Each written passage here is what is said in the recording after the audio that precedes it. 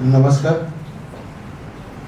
ગુજરાતી સાહિત્ય પરિષદ આયોજિત ગ્રંથ વિમર્શ કાર્યક્રમ અંતર્ગત વિજય પંડ્યાકૃત વાલ્મીકી રામાયણ આસ્વાદલક્ષી વક્તવ્યનું આયોજન થયું છે. આપ સૌનું સ્વાગત છે. માન્ય શ્રી મહામંત્રી શ્રી માન્ય શ્રી સમીરભાઈ ભટ્ટ, વક્તા શ્રી માન્ય શ્રી કાલિંદીબેન પાઠક, માન્ય શ્રી વિજયભાઈ પંડ્યા, માન્ય શ્રી રઘુવીર ચૌધરી સાહેબ અને માન્ય શ્રી પ્રફુલભાઈ રાવલને વિનંતી કે મંચ પર પોતાનું સ્થાન ગ્રહણ કરે. આપણે વક્તા અને મહાનુભાવોનું તાળીથી અભિવાદન કરીએ. આપનું સ્વાગત છે સાહેબ. ગુજરાતી સાહિત્ય પરિષદ ગ્રંથ વિમર્શ હેઠળ દર મહિને એક કાર્યક્રમનું આયોજન કરે છે, જે અંતર્ગત એક પુસ્તકનું આસ્વાદલક્ષી પરિચય મળે અને એ પરિચય દ્વારા લોકો શિષ્ટ ભાષા, આપણી ભાષાનું મહત્વ સમજે અને એનું વાંચન કરે, એ મુખ્ય હેતુ છે.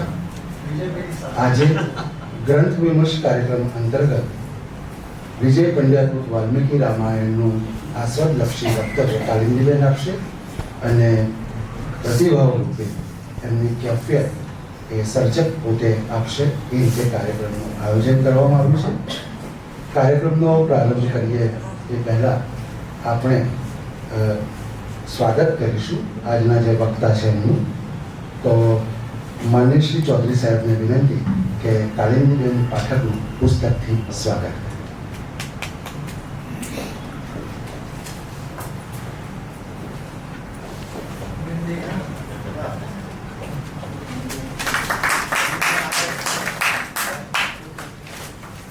માન્ય શ્રી માધવભાઈ રામાનુજને વિનંતી કે વિજયભાઈ પંડ્યાનું પુસ્તકથી સ્વાગત કરે.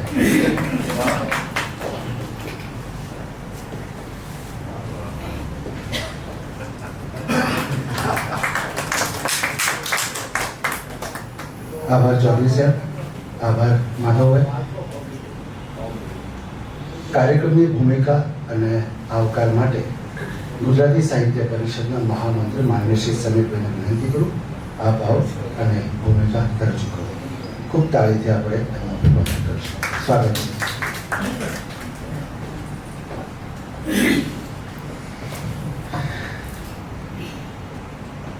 વંદનીય વિજયભાઈ, બહેનશ્રી,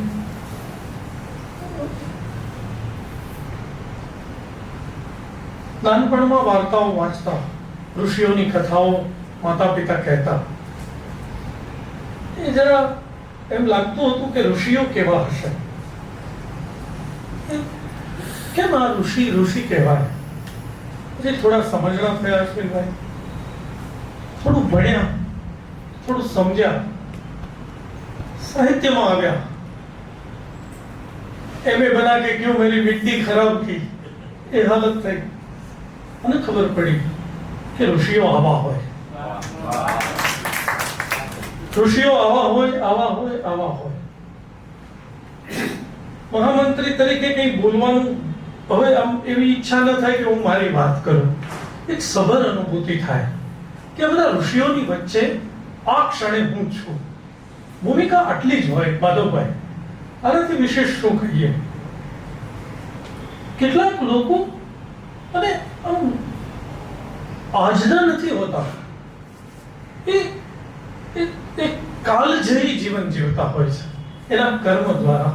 એની વિજયભાઈ વિશે હું આમ અચકાઈ રહ્યો છું કે શું વાત કરવી, અને એમાં પરિષદના પ્રાંગણમાં અને આટલા બધા ઋષિઓ અને કેટલાક તાપસો અહીંયા હાજર છે જેણે જીવનભર સાહિત્યની ખેવના કરી છે. એને વિજયભાઈનો પરિચય કે એવી વાતમાં પડવાનું ન હોય. અમારે વંદન જ કરવાના હોય. અને મારું કામ આટલું જ છે કે સભર અનુભૂતિઓનું સર્જન કરો. આપ સૌ કેટલીક ઉર્જાઓ લઈને આખું જીવન તમે જીવી રહ્યા છો. એ ઉર્જાઓ અહીંયા એકઠી થાય. બાકી તો મૌન થઈ જવાનું હોય છે કે શું બોલીએ. શબ્દની બેડી પડી છે જીભમાં, શું બોલીએ. શબ્દો આ ક્ષણે ઈમાનદારીથી કહું છું કે વ્યવધાન લાગે છે. ભૂમિકાની કોઈ જરૂર નથી. વંદન સાથે વિજયભાઈને બહેનને આવકારું છું, પરિષદ વતી વંદન કરું છું. આપ સૌની સાથે સંવેદનસભર એવી આ ક્ષણો વહેંચું છું. આનાથી વધુ ભૂમિકા આ ક્ષણે હું કંઈ રચી શકું એમ નથી. વિજયભાઈ મને માફ કરે.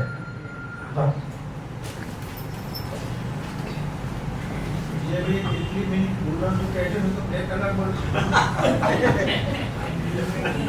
આભાર મહામંત્રીશ્રી. હવે વિજય પંડ્યાકૃત વાલ્મીકી રામાયણ વિશે કાલિંદીબેન વક્તવ્ય આપે એ પહેલાં પાર્શ્વ પ્રકાશનના બાહુભાઈ સાહેબ ઉપસ્થિત છે. મેં એમના કહેવાથી એક જાહેરાત કરું છું કે પાર્શ્વ પ્રકાશનના વિજયભાઈ પંડ્યાના જે પુસ્તકો અહીંયા છે એ મૂળ કિંમત કરતાં 25% વળતરથી મળશે, જેનો લાભ લેવા નમ્ર વિનંતી. તો માન્ય શ્રી કાલિંદીબેન પાઠકને વિનંતી કરું, આપ આવો અને વક્તવ્યનો પ્રારંભ કરો. વક્તવ્ય પહેલાં અને વક્તવ્ય બાદ વક્તાઓને ખૂબ તાળીથી અભિવાદન કરીશું. એ ચૂકાય. સ્વાગત છે.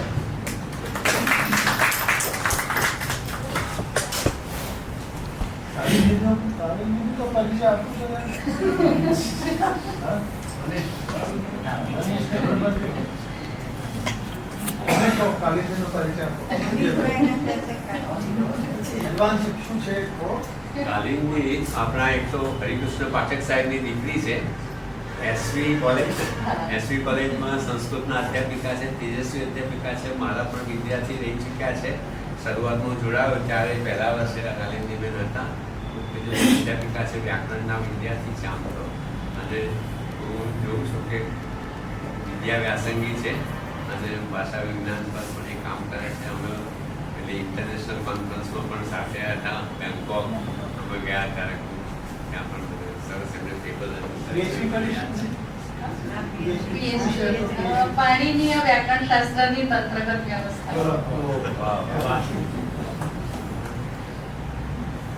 પરમ આદરણીય રઘુવીરભાઈ, શ્રી પ્રફુલભાઈ, શ્રી સન્માનીય શ્રી પંડ્યા સાહેબ, પ્રફુલભાઈ, સમીરભાઈ, મનીષભાઈ, માધવભાઈ રામાનુજ, હર્ષભાઈ ત્રિવેદી, સતીશભાઈ વ્યાસ અને બીજા પણ ઘણા બધા મહાનુભાવો અહીંયા છે કે જેને હું નામથી નથી ઓળખતી. તો સૌને હું સાદર વંદન કરું છું અને સર્વ રસિક શ્રોતાજનોને સાદર વંદન સાથે વક્તવ્યનો પ્રારંભ કરું. વિશ્વના જે કોઈ પણ ઉત્તમ ગ્રંથો કલ્પોત્તર સ્થાયી જેને કહી શકાય, એ સાહિત્યના હોય કે વિજ્ઞાનના ક્ષેત્રનું જે આધુનિકમાં આધુનિક સંશોધન હોય, તો આ બધા ગ્રંથો માતૃભાષામાં એનો અનુવાદ થવો જોઈએ અને જે તે ક્ષેત્રના વિષયના વિદ્વાનનું એ કર્તવ્ય છે કે એ જ્ઞાન એ માતૃભાષામાં ઉપલબ્ધ કરાવી આપે. અને પંડ્યા સાહેબે આ કામ હાથમાં લીધું છે અને મોટા ભાગનું એમણે પતાવી દીધું છે. એટલે આ રામાયણ, વાલ્મીકી રામાયણ કે જે કલ્પોત્તર સ્થાયી કૃતિ છે, એનો ગુજરાતી ભાષાંતર આપણને જે આપ્યું છે એ સ્વયંમાં સાર્થક એવો એક પ્રોજેક્ટ કહી શકાય, એવું એ કામ છે. અને બીજું કહું તો નિવૃત્તિ સમયમાં ભાષા ભવન ગુજરાત યુનિવર્સિટીના બે વિદ્યા પુરુષો અત્યારે હાલમાં જે સરસ્વતીનું ઋણ એમણે અદા કર્યું છે કે પંડ્યા સાહેબે એક તો હનુમાન નાટકનું જે એમણે કાર્ય કર્યું એનાથી એમણે બહુ ગુજરાતનું ગૌરવ વધાર્યું અને બીજું એમણે આ રામાયણનું જે ભાષાંતરનું કાર્ય આપણને ભાષાંતર આપ્યું.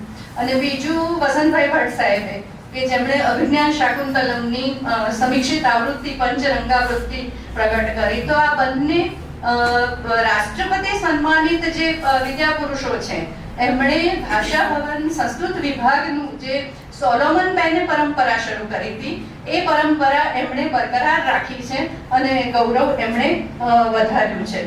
તો અને આનંદ એ વાતનો થાય કે અમે એમના વિદ્યાર્થીઓ છીએ, એમની પાસે ભણ્યા છીએ અને આ ઉંમરે નિવૃત્તિ પછી પણ એ આટલું બધું કામ કરે છે. તો એમણે જેમ આપણે આ દેહ ધારણ કર્યો તો પિતૃઋણ હોય કે પિતૃઋણ અદા કરવું પડે, તો અધ્યાપકનું કાર્ય કરતા હોઈએ, અધ્યાપનનું કાર્ય કરતા હોઈએ તો એ વિદ્યાથી આજીવિકા મળે છે.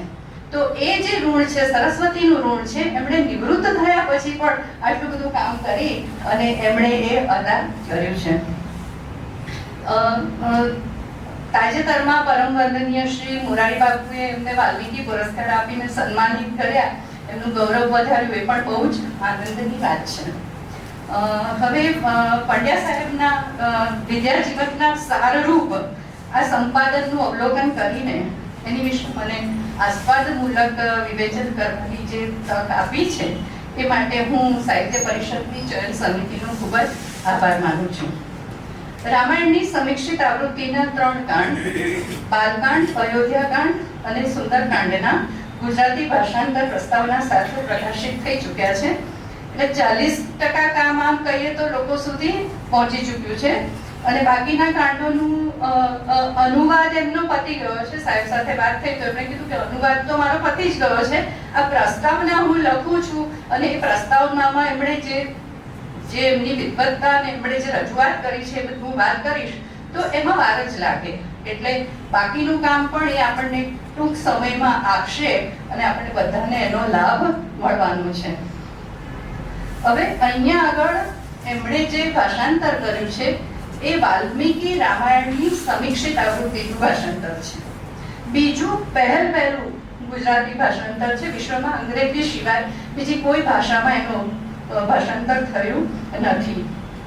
એટલે આ બંને બાબતો બહુ જ મહત્વની છે કે એક તો સમીક્ષિત આવૃત્તિનું ભાષાંતર છે અને પહેલું ગુજરાતી ભાષાંતર આપણને એમણે આપ્યું છે કે બીજી કોઈ ભારતીય ભાષામાં હજુ સુધી વાલ્મીકી રામાયણનું અને સમીક્ષિત આવૃત્તિનું સાદ્યંત ભાષાંતર થયું નથી. ગીતા પ્રેસ ગોરખપુરનું હિન્દી ભાષાંતર મળે, પણ સમીક્ષિત આવૃત્તિનું અને ગુજરાતી ભાષાંતર એ બહુ જ મોટી વાત છે. એટલે આપણને સમીક્ષિત આવૃત્તિ એટલે શું એ સમજાય તો પંડ્યા સાહેબે સંસ્કૃત અને ગુજરાતી વિદ્યા જગતને શું આપ્યું છે એ મહત્વ આપણને સમજાય. એટલે સૌથી પહેલા સમીક્ષિત આવૃત્તિ એટલે શું, હું મુખ્યત્વે 3 વિભાગોમાં વાત કરીશ.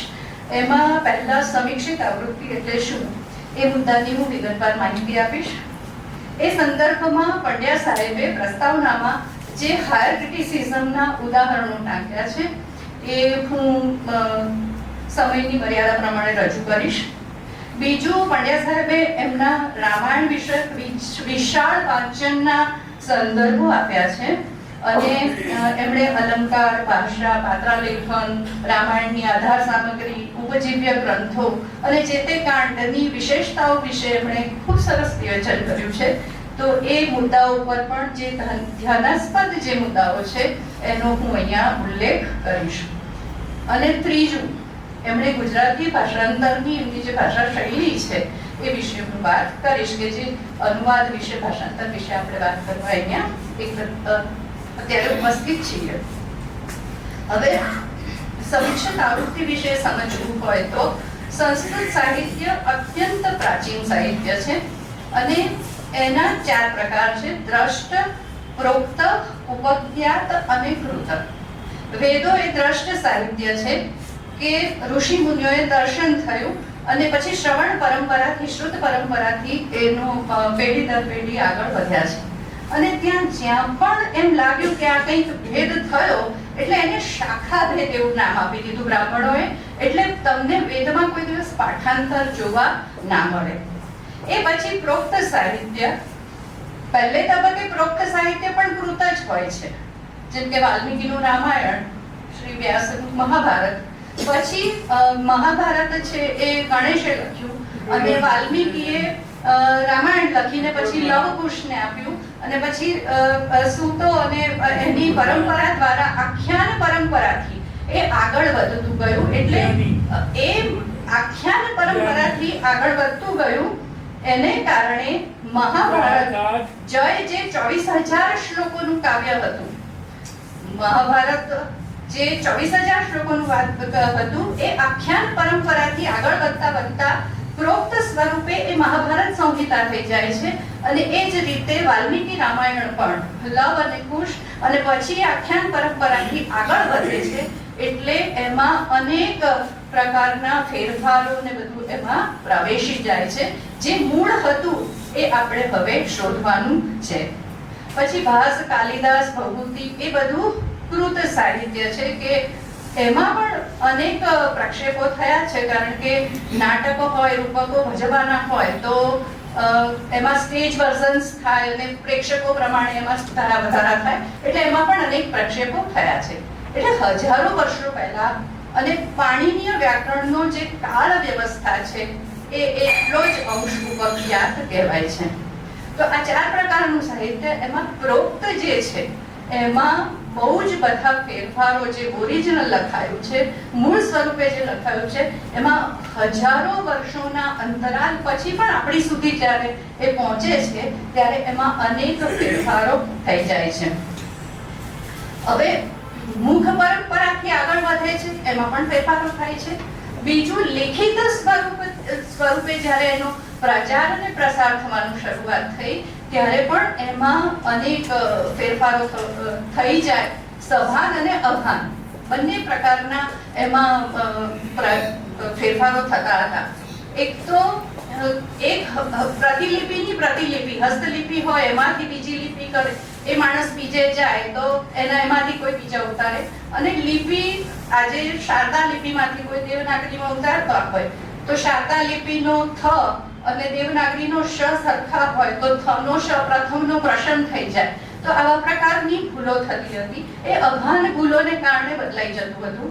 સભાન એટલે કે એક લહેરિયો એક તાડપત્રીમાંથી બીજી તાડપત્રીમાં લખતો હોય ત્યારે એનામાં કંઈક કવિત્વ શક્તિ હોય તો એ પોતાના પાછળ શ્લોકો લખીને વચ્ચે ઉમેરી દે, તો એમાં એ પ્રમાણે પણ ફેરફારો થતા હતા. જેની પાસે હસ્તપ્રત આવી છે એને ખંડિત છે, એમાં અમુક અંશ તૂટી ગયો છે તો એ પોતાની રીતે સુધારે અથવા તો એ ભાગે છોડી દે. આજે પણ આપણે જોઈએ છીએ કે ટાઈપિસ્ટને કંઈક આપ્યું હોય તો ઉપર એક વાક્ય હોય એવું જ નીચે વાક્ય હોય તો વચ્ચેનો ફકરો આખો છૂટી જાય છે. એટલે આવા પ્રકારની ભૂલો થવાને કારણે અથવા તો સભાનપણે કંઈક ઉમેરવાને કારણે જે મૂળ કૃતિઓ હજારો વર્ષો પહેલા લખાઈ હતી એ બદલાઈ ગઈ છે, એ આપણી પાસે ઓરિજિનલ નથી. હવે એ મૂળ કૃતિ વાલ્મીકીએ લખેલું ઓરિજિનલ, એમણે જે કહ્યું લવ અને કુશને, એ રામાયણ કહ્યું, અને મહાભારતમાં જે વ્યાસે ગણેશને લખાવ્યું એ જય સંહિતા કહી. આખી પાછા પગલે અંધારામાં ચાલવાની વાત છે. આ શોધવું, આ અધિકૃત આવૃત્તિ તૈયાર કરવી, એને સમીક્ષિત પાઠ સંપાદન અથવા સમીક્ષિત આવૃત્તિ તૈયાર કરી કહેવાય. હવે વ્યાસ કે વાલ્મીકી તો કહેવા માટે છે નહીં કે ભાઈ મેં આ લખ્યું છે, આ નહીં કાઢી નાખો, આ મેં લખેલું છે. એટલે એ પરિસ્થિતિમાં એ તૈયાર કરવું એ વિદ્વાનો માટે પણ એક બહુ મોટા પડકારની વાત છે. તો મહાભારતની સમીક્ષિત આવૃત્તિ જે છે એ BORI ભંડારકર ઓરિએન્ટલ રિસર્ચ ઇન્સ્ટિટ્યૂટે તૈયાર કરી છે, અને રામાયણની સમીક્ષિત આવૃત્તિ છે એ બરોડાના ઓરિએન્ટલ ઇન્સ્ટિટ્યૂટમાં ગુજરાતમાં તૈયાર થઈ છે, અને ગુજરાતી ભાષાંતર પણ આપણે પાંડ્યા સાહેબે આપ્યું, એટલે બહુ મોટી ગૌરવની આ ક્ષણ છે. તો હવે આ સમીક્ષિત આવૃત્તિ તૈયાર કરવાના પાઠ સંપાદનના સિદ્ધાંતો અને એની વિશે પણ પાંડ્યા સાહેબે પ્રસ્તાવનામાં માહિતી આપી છે. માફ કરજો, મારું ગળું થોડું ખરાબ છે એટલે.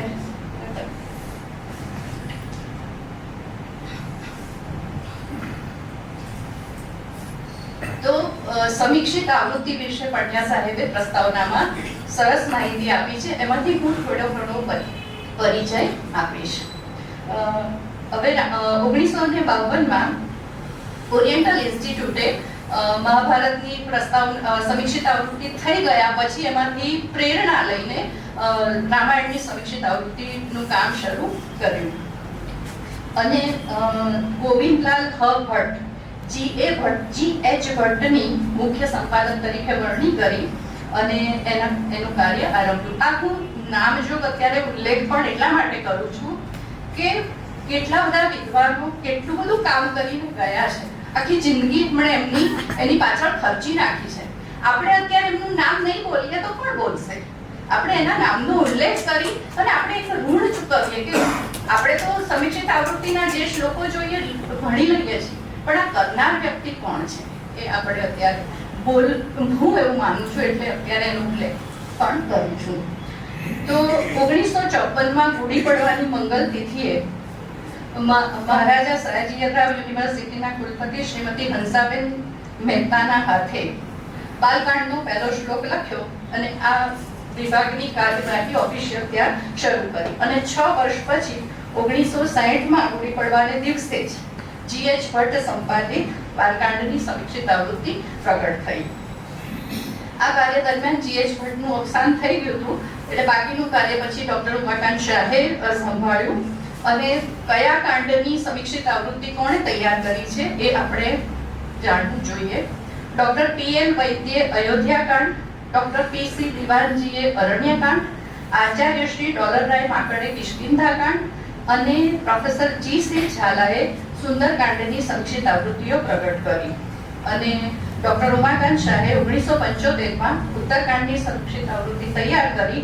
એટલે લગભગ 21 વર્ષના અંતે વિદ્વાનોના પરિશ્રમથી સંપૂર્ણ રામાયણની સમીક્ષિત આવૃત્તિનું સંપાદનનું કાર્ય પૂરું થયું અને આ સમીક્ષિત આવૃત્તિ તૈયાર કરવા માટેના સર્વસાધારણ નિયમો ઘડવામાં આવ્યા.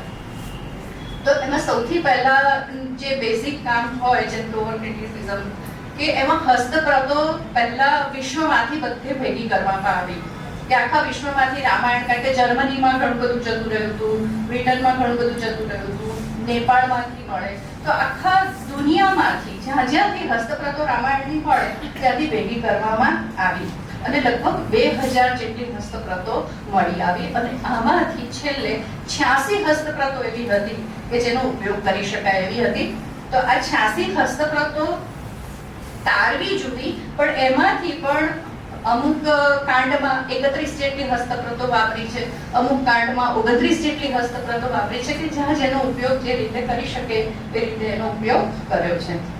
આમાં સૌથી પ્રાચીન 1076 એટલે કે ઈસવીસન 1020ની નેવારી લિપિમાં લખાયેલી હસ્તપ્રત, આ ઉપરાંત બીજી બધી પણ હસ્તપ્રતો હતી. હવે આ જુદી જુદી લિપિમાં લખાયેલી જેના હસ્તપ્રતોના ઉત્તરની અને દક્ષિણની એવી રીતે બે વિભાગ પાડવામાં આવ્યા કે ઉત્તરની હસ્તપ્રતો હતી, એમાં ઉત્તર પૂર્વમાં નેવારી, બંગાળી, મૈથિલી અને ઉત્તર પશ્ચિમમાં દેવનાગરી અને શારદા અને દાક્ષિણાત્યમાં તેલુગુ ગ્રંથ અને મલયાલમ. હવે રામાયણના સંપાદનમાં દાક્ષિણાત્ય હસ્તપ્રતોને વધુ પ્રાધાન્ય આપવામાં આવ્યું કે દક્ષિણમાં જે પાઠ આવતો હોય એને વધારે સ્વીકારવાનો રહેશે. આ ઉપરાંત હસ્તપ્રતો ઉપરાંત રામાયણની સહાયક સામગ્રી એટલે કે રામાયણ ઉપર લખાયેલી ટીકાઓ હોય, તો ટીકાકાર સુધી કયો પાઠ પહોંચ્યો છે એ ટીકાઓનો અભ્યાસ પણ કરવામાં આવ્યો અને બીજી બાહ્ય સામગ્રી કે જેમાં મહાભારતનું રામોપાખ્યાન હોય, બીજા અગ્નિ પુરાણ છે, પદ્મ પુરાણ છે, આ બધા પુરાણોમાં રામાયણ વિશે ઉલ્લેખ આવતા હોય, કાલિદાસના રઘુવંશમાં જે રામની કથા આવે છે 11 થી 15 સર્ગમાં, તો એનો ઉપયોગ કરવામાં આવ્યો. એટલે એ બધાનો ઉપયોગ કરીને સહાયક સામગ્રીનો, ઇન્ટરનલ એવિડન્સ એટલે હસ્તપ્રતોનો પણ ઉપયોગ કરીને આ બધાનો ઉપયોગ કરીને પછી સમીક્ષિત આવૃત્તિ તૈયાર કરવામાં આવી રામાયણની આ રીતે. હવે આમાં અમુક સમયે કયો પ્રસંગ લેવો અને કયો પ્રસંગ ના લેવો એ વિશે અવઢવ ઊભી થાય, કારણ કે એ પ્રસંગ જે સહાયક સામગ્રી હોય એમાં ના હોય, બીજા બધા ગ્રંથોમાં ના હોય, હસ્તપ્રતોમાં હોય. ઇન્ટરનલ એવિડન્સ જોઈએ તો એક સર્ગમાં જે કથા છે, એક કાંડમાં જે કથા છે, તો બીજા કાંડમાં પણ ક્યાંક એનો ઉલ્લેખ આવવો જોઈએ, તો એ ના હોય. તો આ બધા ઘણા બધા મુદ્દા વિદ્વાનોને ધ્યાનમાં રાખવા પડે જ્યારે કંઈક કાઢી નાખવું હોય ત્યારે, કારણ કે આ બહુ જવાબદારીનું કામ હતું. એમ નથી ગમતો એટલે ના કાઢી શકાય, એમાં વ્યક્તિગત અભિપ્રાય તો આવે જ નહીં, એ કરી જ ના શકાય. એટલે બહુ જવાબદારીપૂર્વક આ નિર્ણય લેવો પડે એમ હતો.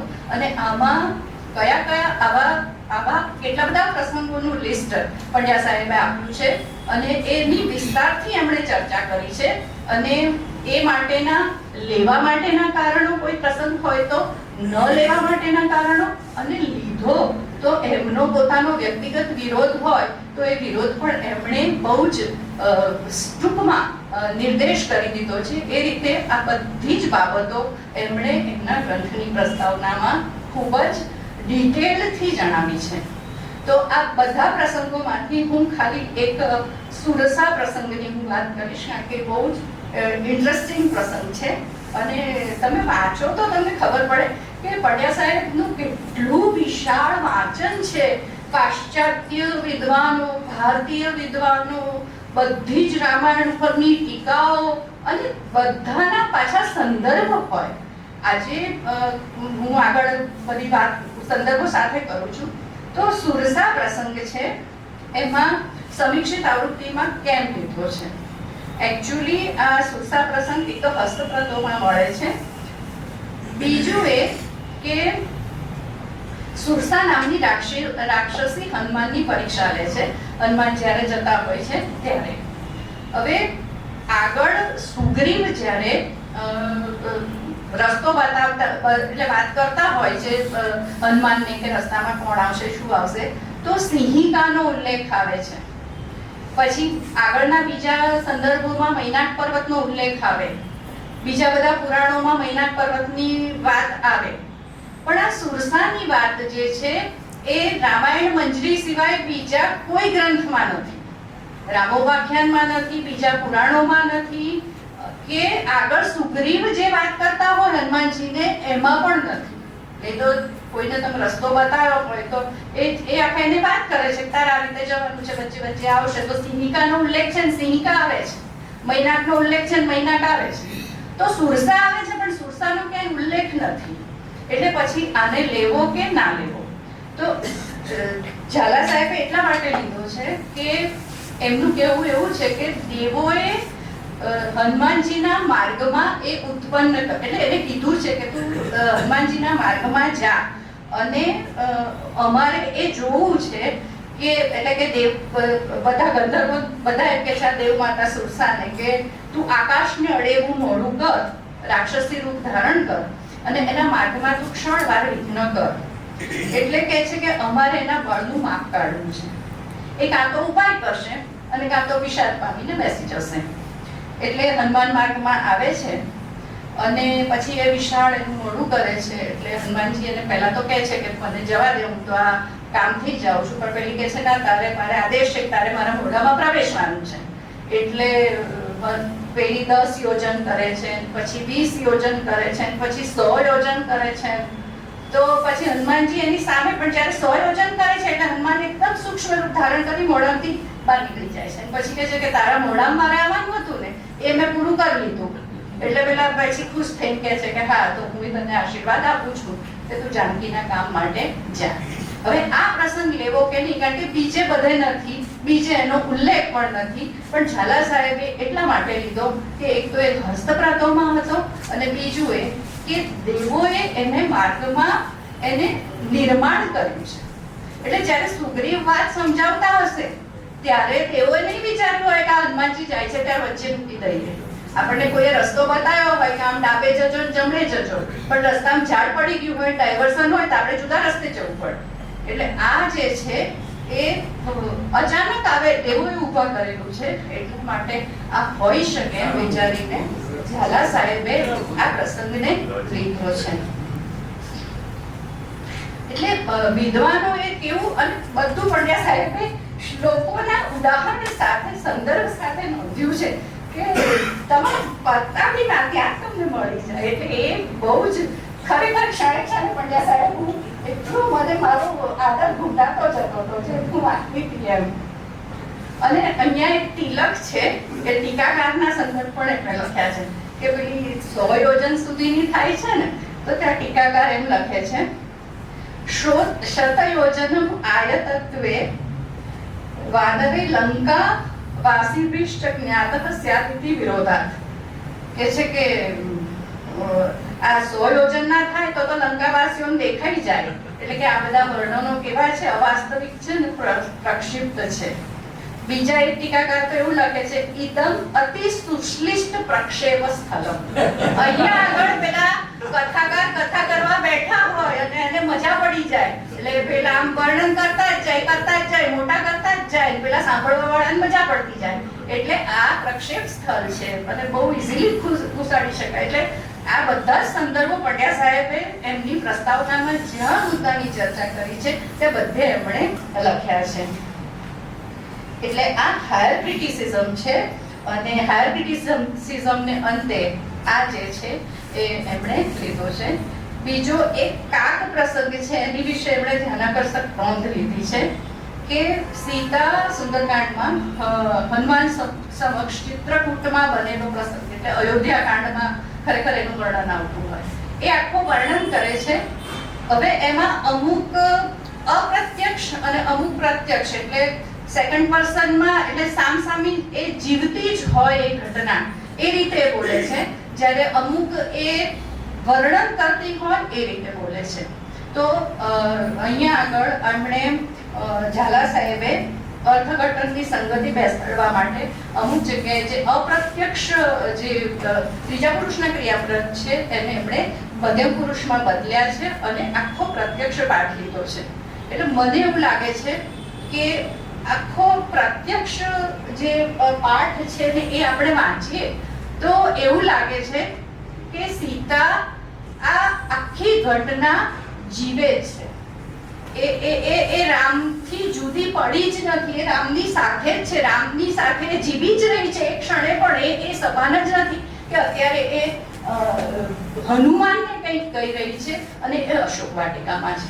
અને એ એટલું સરસ રસસ્થાન છે કે કદાચ એમણે એ માટે થઈને, બાકી ક્યાંય તમારે પાઠમાં તમે ફેરફાર તો કરી જ ના શકો, એ સંપાદનના સિદ્ધાંતોમાં નક્કી થયેલું હતું, તો પણ એમણે એ છૂટ લીધી છે. એટલે જ્યારે પાઠ સંપાદનના સિદ્ધાંતો નક્કી થાય ત્યારે જરૂરિયાત મુજબ એમાં થોડીક છૂટછાટ પણ લેવી પડે, કરવી પડે, કારણ કે એક કૃતિને ન્યાય આપવાનો હોય. તો એમણે આ હાયર ક્રિટિસિઝમની બહુ સરસ વાત કરી છે. એમાં એમણે કાક પ્રસંગમાં એ પણ કીધું કે અયોધ્યા કાંડમાં આ વાત નથી, એટલે જ્યાં આગળ ખરેખર આ પ્રસંગ બન્યો છે ત્યાં વાયસ પ્રસંગ કાઢી નાખ્યો છે. તો અયોધ્યા કાંડનું જેણે સંપાદન કર્યું અને સુંદરકાંડનું જેણે સંપાદન કર્યું, તો એ બંને વચ્ચે પરસ્પર સંકલન હોવું જોઈએ કે ભાઈ તમે આમાં વાયસ પ્રસંગ લીધો છે ને પેલામાંથી કાઢી નાખ્યો છે, તો એક બંને વચ્ચે વાત થવી જોઈએ. અને બીજું, કદાચ એ વાત ના થઈ હોય તો આમણે સુંદરકાંડમાં એ વાયસ પ્રસંગ જ્યાં મૂક્યો છે ત્યાં એમણે નોંધ મૂકવી જોઈએ કે આને અયોધ્યા કાંડમાંથી કાઢી નાખ્યો છે. એ વાત પણ એમણે જણાવવી જોઈએ, જે એમણે જણાવી નથી, અને એમની નોંધ પણ પંડ્યા સાહેબે લીધી છે. એટલે આવા સૂક્ષ્મ જે સ્થાનો, આપણે બાકીના કાંડ આવતા જે વાર લાગે છે ને એનું કારણ આ છે કે એમને પ્રસ્તાવના એમની ખરેખર જોવા જેવી છે. અનુવાદ તો એમણે કરી નાખ્યો છે, એટલે બાબુભાઈ એકલા અનુવાદનું કરી નાખે ને પછી દરેકની પ્રસ્તાવના આવે તો આપણને મળી જાય અનુવાદ, એવું કામ છે. એટલે પંડ્યા સાહેબે બધે જ સંદર્ભો સાથે ક્યાં શું રહી ગયું છે એ દરેક બાબતની એમણે નોંધ લીધી છે. પછી બાલકાંડની ભાષાંતર પૂર્વે એમણે જે પ્રસ્તાવના લખી છે એમાં પણ એમણે લખ્યું છે કે એમાં 76 સર્ગ 1000, એટલે બધી વિગતો આપી છે કે 1941 શ્લોકો, અને એને વલ્ગેટ કયો વાપર્યો છે એ પણ એમણે જણાવ્યું છે. હવે રામાયણ માટે એવું મનાય છે કે મૂળ 5 જ કાંડ હતા, બાલકાંડ અને ઉત્તરકાંડ પ્રક્ષિપ્ત છે. તો આ વિશે પણ પ્રસ્તાવનામાં એમણે વિસ્તૃત ચર્ચા કરી છે, અને બાલકાંડના પાઠમાં રહેલી વિસંગતિઓ જે છે એની એમણે ચર્ચા કરી છે. એમાં એમણે એડોલ્ફ હોલ્સમેન, ફાધર કામિલ બોલકે, યાકોબી, શ્રીનિવાસ કટ્ટી, મુઢોલકરના નિરીક્ષણો એમણે રજૂ કર્યા છે. અને યાકોબીના સૂચન મુજબ મુઢોલકરે જે રિકન્સ્ટ્રક્ટેડ ટેક્સ્ટ આપી છે એ સમીક્ષિત આવૃત્તિની જુદી છે, અને મુઢોલકરની રિકન્સ્ટ્રક્ટેડ ટેક્સ્ટ જુદી છે, એ એમણે આપી છે. અને સાથે સાથે એ બંનેની જ્યારે તુલના કરે ત્યારે એમણે કૌંસમાં કે સમીક્ષિત આવૃત્તિમાં આ શ્લોક અહીંયા છે, આ 18-10 થાય, ત્યાં 17-10 થાય, એટલે એ કમ્પેરિઝન પણ એમણે એ આપી છે. અને હું ખરેખર બાબુભાઈનો આભાર માનું કે ક્યાંય પ્રિન્ટિંગ મિસ્ટેક નથી, નહીં તો જો પ્રિન્ટિંગ મિસ્ટેક હોય તો વાંચનારો ગોટે ચડી જાય, શોધ્યા કરે એવું થાય. એટલે એ પણ કામ બહુ જ ચોકસાઈપૂર્વક થયું છે. હવે 5મા સર્ગના અહીંયા આગળ મેં બહુ ડિટેલમાં લખ્યું છે, પણ એ હવે હું થોડું ડૂબાઈ દઉં, કારણ કે બીજું પણ મારે ઘણું કહેવાનું છે. હા, એટલે આસપાસ એટલે પછી બીજા એમણે જે વિષયો એમણે લીધા છે પંડ્યા સાહેબે, એ એક પણ વિષય પાછો રહી ના જવો જોઈએ, કારણ કે મારે એમણે જે કહ્યું છે એ મારે અહીંયા જણાવવાનું છે.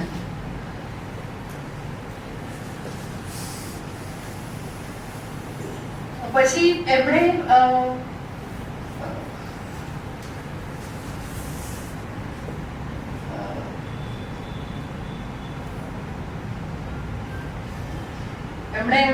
એમના બીજા પણ એમણે વિષયોની જે છણાવટ કરી છે, જેમાં કે આદિકવિ વાલ્મીકી વિશે રસપ્રદ માહિતી આપી છે અને વિવિધ પુરાણોમાં વાલ્મીકી વિષયક જે કંઈ સંદર્ભો હોય એની એમણે વિગતે ચર્ચા કરી છે અને આ સંદર્ભોના પારસ્પરિક સમર્થન, વિરોધ અને અનેક વિદ્વાનોના અભિપ્રાયો એમણે જણાવ્યા છે.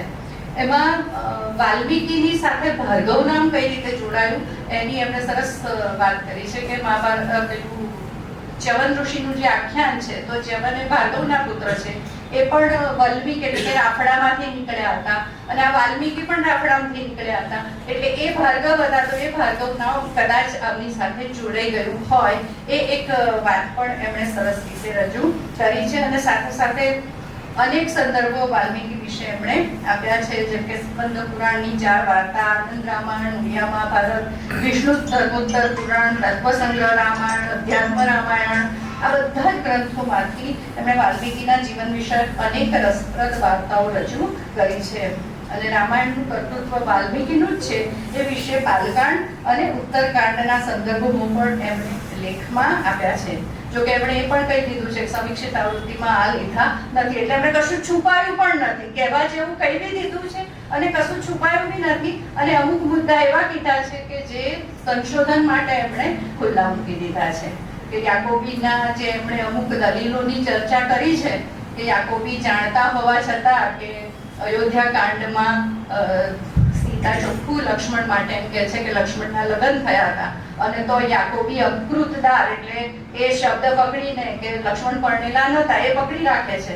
તો યાકોબીએ શું સારું કર્યું છે, શું એમણે ઈરાદાપૂર્વક કર્યું છે, શું ખોટું, એ બધું એમણે બહુ જ ડિટેલમાં ચર્ચા, ઉદાહરણ અને સંદર્ભ સાથે આપ્યું છે.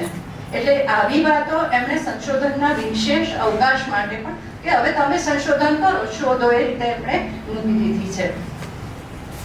પછી રામાયણની કથા અને પાત્રો ઐતિહાસિક ગણી શકાય કે નહીં એ વિશે પણ એમણે ચર્ચા કરી છે. અને અહીંયા આગળ રામાયણનું રૂપકાત્મક અર્થઘટન કરનારા પણ પરંપરા કે સીતા કૃષિ વિદ્યાનું પ્રતીક છે ને સત અસતના સંઘર્ષનું આ પ્રતીક છે ને એ બધી વાત થઈ છે.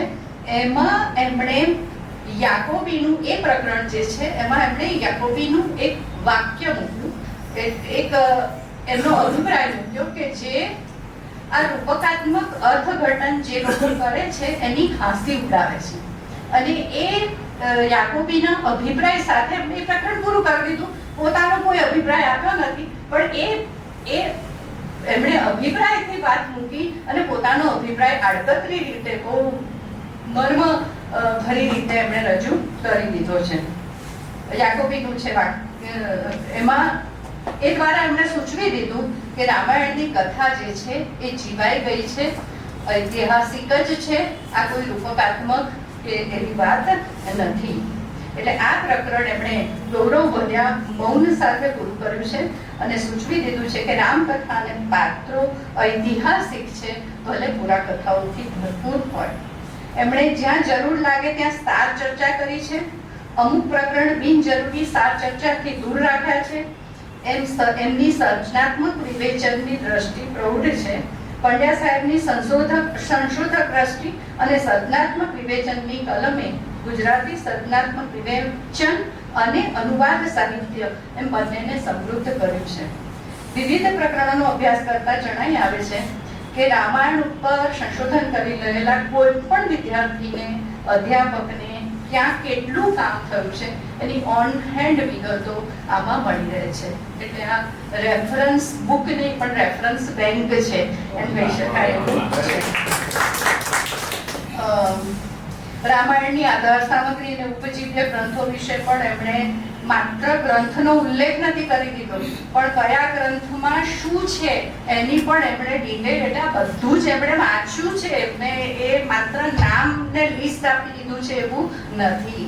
તો એ દરેકની વિશે એમણે ડિટેલ માહિતી આપી છે. રામાયણના પાત્રો વિશે અત્યાર સુધી આપણે અઢળક ચર્ચાઓ એવું થઈ છે. એમાં એમણે સુમિત્રાના પાત્ર વિશે બહુ સરસ લખ્યું છે કે સુમિત્રાના પાત્રને વાલ્મીકીએ બહુ જ ગૌરવભરી રજૂ કર્યું છે. ઉર્મિલા વિશે રવિન્દ્રનાથ ટાગોરનો લેખ છે. એટલે દરેક પાત્ર વિશે મેં સાંભળ્યું છે, પણ સુમિત્રા વિશે મેં નહોતું સાંભળ્યું કે કોઈએ કંઈક એની વિશે કોઈ કે કંઈક કીધું હોય.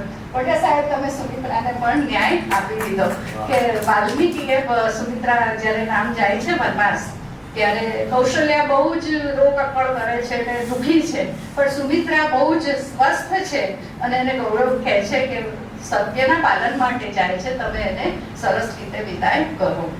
અને કૌશલ્યાનો તો મોહભંગ થયો છે એટલે રડે છે, પણ સુમિત્રાને બ્લેસ્ડ છે. મોહભંગ જ, કોઈ મોહ જ ઉભો નથી થયો એના પાત્રમાં, કોઈ મોહ જ ઉભો નથી થવા દીધો. એને શું જોઈએ એવી એને ખબર પડવા જ દીધી નથી વાલ્મીકીએ, એટલે એને ક્યાંય એને મોહભંગ થવાની વાત જ નથી. એટલે સુમિત્રાનું એક, અને બીજું એ કે જે એમણે ચરિત્ર ચિત્રણ દરેક પાત્રનું કર્યું છે ત્યાં ટેક્સ્ટને આધારે કર્યું છે. ચરિત્ર ચિત્રણ તો બે પ્રકારે થાય કે કોઈક એના વિશે કંઈક કહેવું હોય અને એ પાત્રને તમે જીવતા જોતા હો ને એના આધારે જે ઊભો થાય ખ્યાલ, તો પઢિયા સાહેબે જે તે કોઈ પાત્ર વિશે કંઈ વિધાન કરે તો એના સંદર્ભમાં એમણે એ જે તે સર્ગના શ્લોકો મૂક્યા છે કે આના આધારે આ વ્યક્તિત્વ એનું છતું થાય છે. એટલે મૂળ ટેક્સ્ટને આધારે એમણે ચરિત્ર ચિત્રણ કર્યું છે.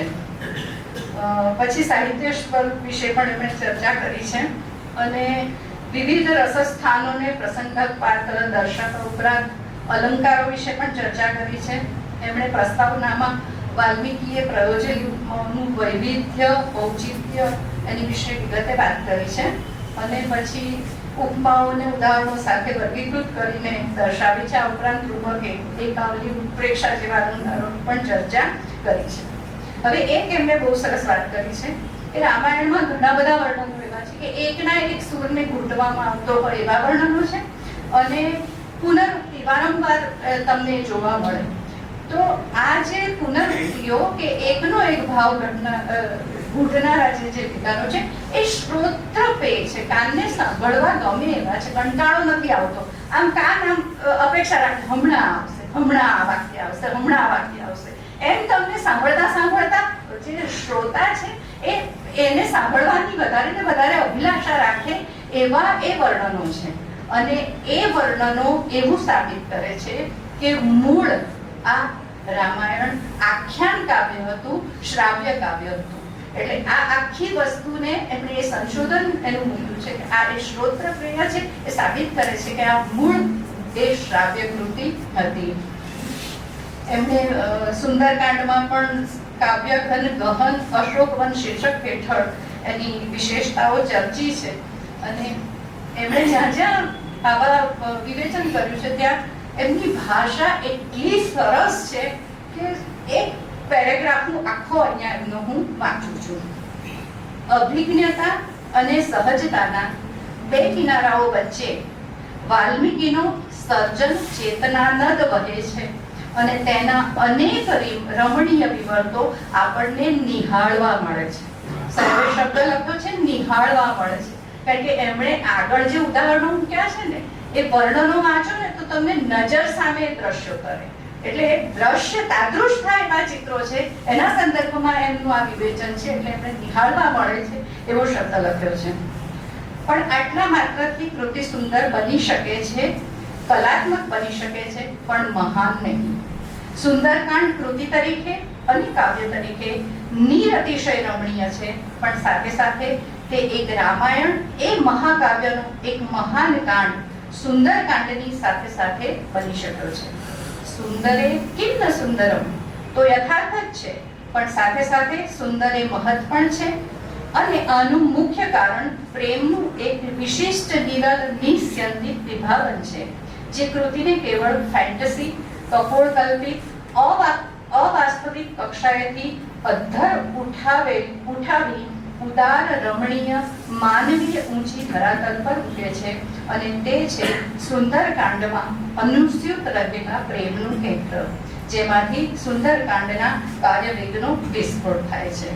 આમ પ્રસ્તુતિની વિશેષતા એટલે આજે પંડ્યા સાહેબે જે એમના શબ્દો, એમના જ શબ્દો, કે મને એમ થયું હું આમ બીજી રીતે તો હું નહીં કહી શકું કે આ સાહેબે શું લખ્યું છે એમ. એટલે એમણે પ્રસ્તુતિની આમની વિશેષતા તો છે, પણ આ કાંડની સુંદરતામાં એને સત્વ બીજ પ્રેમને પકડ્યું છે અને એમણે દરેક કાંડની વિશેષતાઓ બહુ જ સરસ રીતે ઓળખી છે. હવે છેલ્લે ભાષાંતરની જો વાત કરું તો વાલ્મીકીનું વાગ્દેવીનું નૈસર્ગિક સૌંદર્ય છે, એને કોઈ બીજા ઠઠારાની જરૂર નથી. આ નૈસર્ગિક સૌંદર્યને ગુજરાતી અનુવાદમાં પંડ્યા સાહેબે બરાબર ઝીલ્યું છે. માત્ર ભાષાનો અનુવાદ કે ભાષાંતર નથી, પણ વાલ્મીકીની વાણી સીધી હૃદયમાં ઉતરી જાય અને બ્રહ્માંડ સહૃદય આનંદ થાય કે જે વર્ણવી ના શકાય, એને માણવાનો જ પડે. આવો આનંદ અનુવાદમાં પણ સંપૂર્ણ રીતે ઝીલાવ્યો છે સાહેબ. અને અનુવાદમાં પણ રામાયણનો કાવ્યાનંદ જળવાઈ રહે છે, ભલે એ ગદ્ય હોય. આ જ એની સાર્થકતા છે. અને અનુવાદની પૂર્વે પણ એમણે અનુવાદની પૂર્વે પ્રત્યેક સર્ગની એમણે અનુક્રમણિકા આપી છે. કોઈને પર્ટિક્યુલર કોઈક પાર્ટ જો જોઈતો હોય તો એ એમાંથી એને મળી રહે.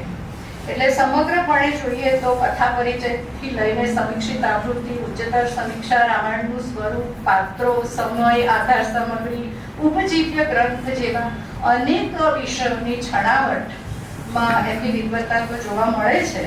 પણ સંસ્કૃત ભાષાના સંશોધનના વિદ્યાર્થીઓ, અધ્યાપકો બહુ કામ આવશે આ સાહિત્ય તમારું સંપાદન.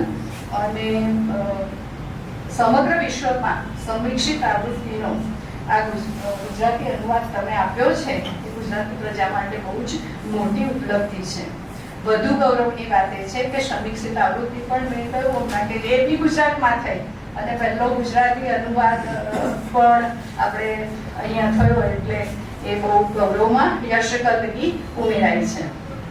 આટલા વર્ષો દરમિયાન પંડ્યા સાહેબે મોરારી બાપુની કથાઓ, વ્યાખ્યાનોનું શ્રવણ કર્યું, પોતે વ્યાખ્યાનો આપ્યા અને વિદ્યાવ્યાસનની સ્વભાવને લીધે એમણે જે અનેક ગ્રંથોનું વાંચન કર્યું એ બધું જ તમને અહીંયા આગળ એમનું પ્રસ્તાવના વાંચો, ગ્રંથ વાંચો, તમને બધું જ અંદર મળી રહે. અને કહેવા જેવી કોઈ જ વાત બાકી રાખી નથી.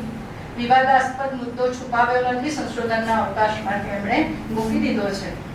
અને આ પ્રકાશનનું કાર્ય કરનાર શ્રી બાબુભાઈ શાહે પાર્શ્વ પ્રકાશનને ગૌરવાન્વિત કર્યું છે. અંતે કહું તો સત્યનારાયણની કથાનો પ્રસાદનો પડ્યો હોય, જેમાં મહાપ્રસાદની સાથે ફ્રૂટ પણ હોય, સાકર બી હોય, ડ્રાયફ્રૂટ્સમાં બી બધા ડ્રાયફ્રૂટ્સ હોય, અને એવો આખો ફૂલ ભરેલો પડ્યો આપણે સૌથી પહેલો કોઈ કાપી દે તો કેવી લાગણી થાય. એટલે એમણે આપણને આ સમીક્ષિત આવૃત્તિના પ્રસ્તાવના સાથેના અનુવાદ રૂપે આ પડ્યો આપ્યો છે. અને હું એટલી ભાગ્યશાળી છું કે પરિષદે મને આ કામ સોંપ્યું, એટલે એક પ્રાયોરિટી તરીકે મેં માની લીધો. અને હું બધાને બહુ વિશ્વાસ સાથે કહું કે આ પ્રસાદ લેવા જેવો છે, નહીં તો વંચિત રહી જશો. અને મહાપ્રસાદ લેવા જેવો છે, નહીં તો વંચિત રહી જશો. અને પંડ્યા સાહેબના પ્રામાણિક પુરુષાર્થ, વિદ્વત્તા અને સર્જનશીલતાને સાદર વંદન કરીને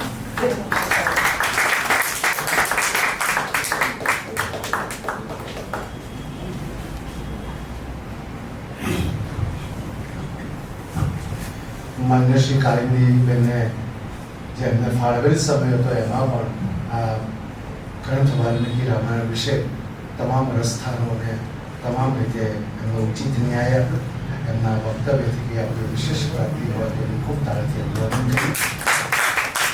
અને જે ગ્રંથ રામાયણના સર્જક આપણી વચ્ચે ઉપસ્થિત છે, તો હું માન્ય શ્રી વિજયભાઈ પંડ્યાને વિનંતી કરું આ ભાવ અને ભાવ પ્રતિભાવ આપની વ્યક્ત કરીશું. આપણે ખૂબ તાળીથી પંડ્યા સાહેબ.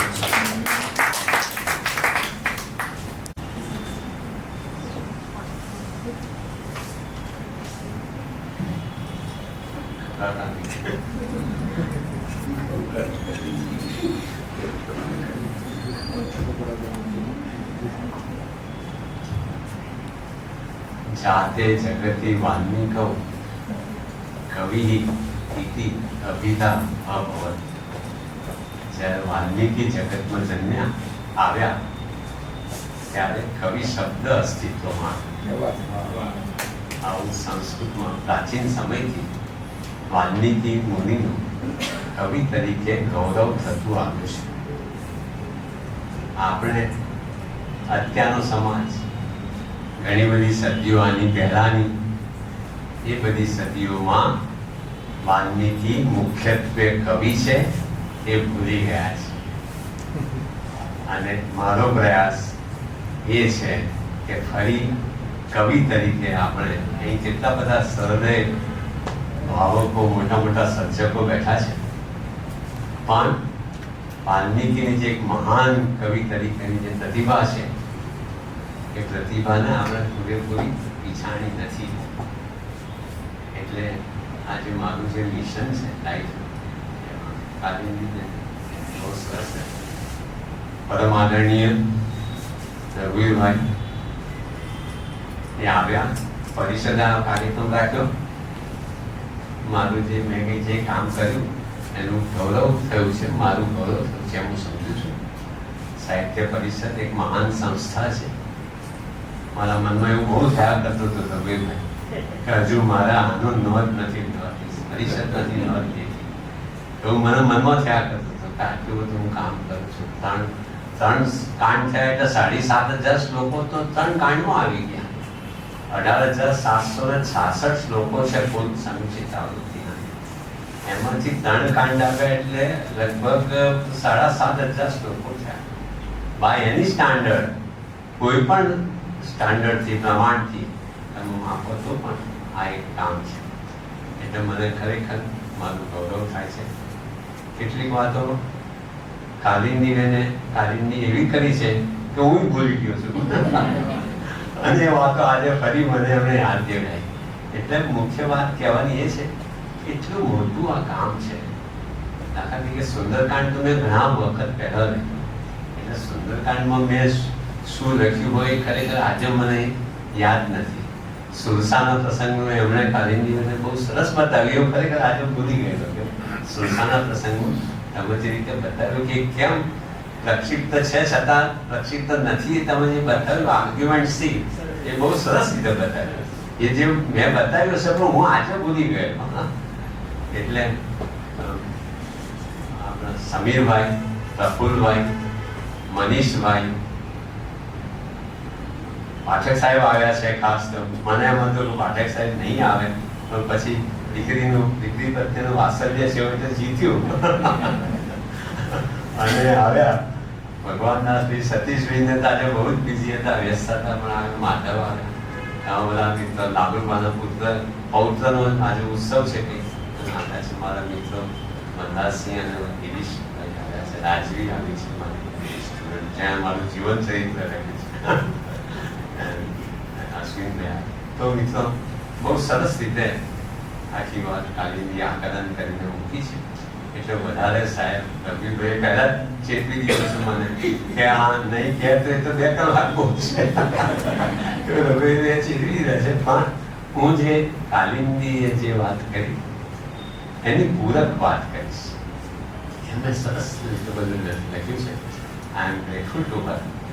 મારી તેજસ્વીની વિદ્યાર્થીની રહ્યા છે અને બહુ સુંદર કામ કરે છે.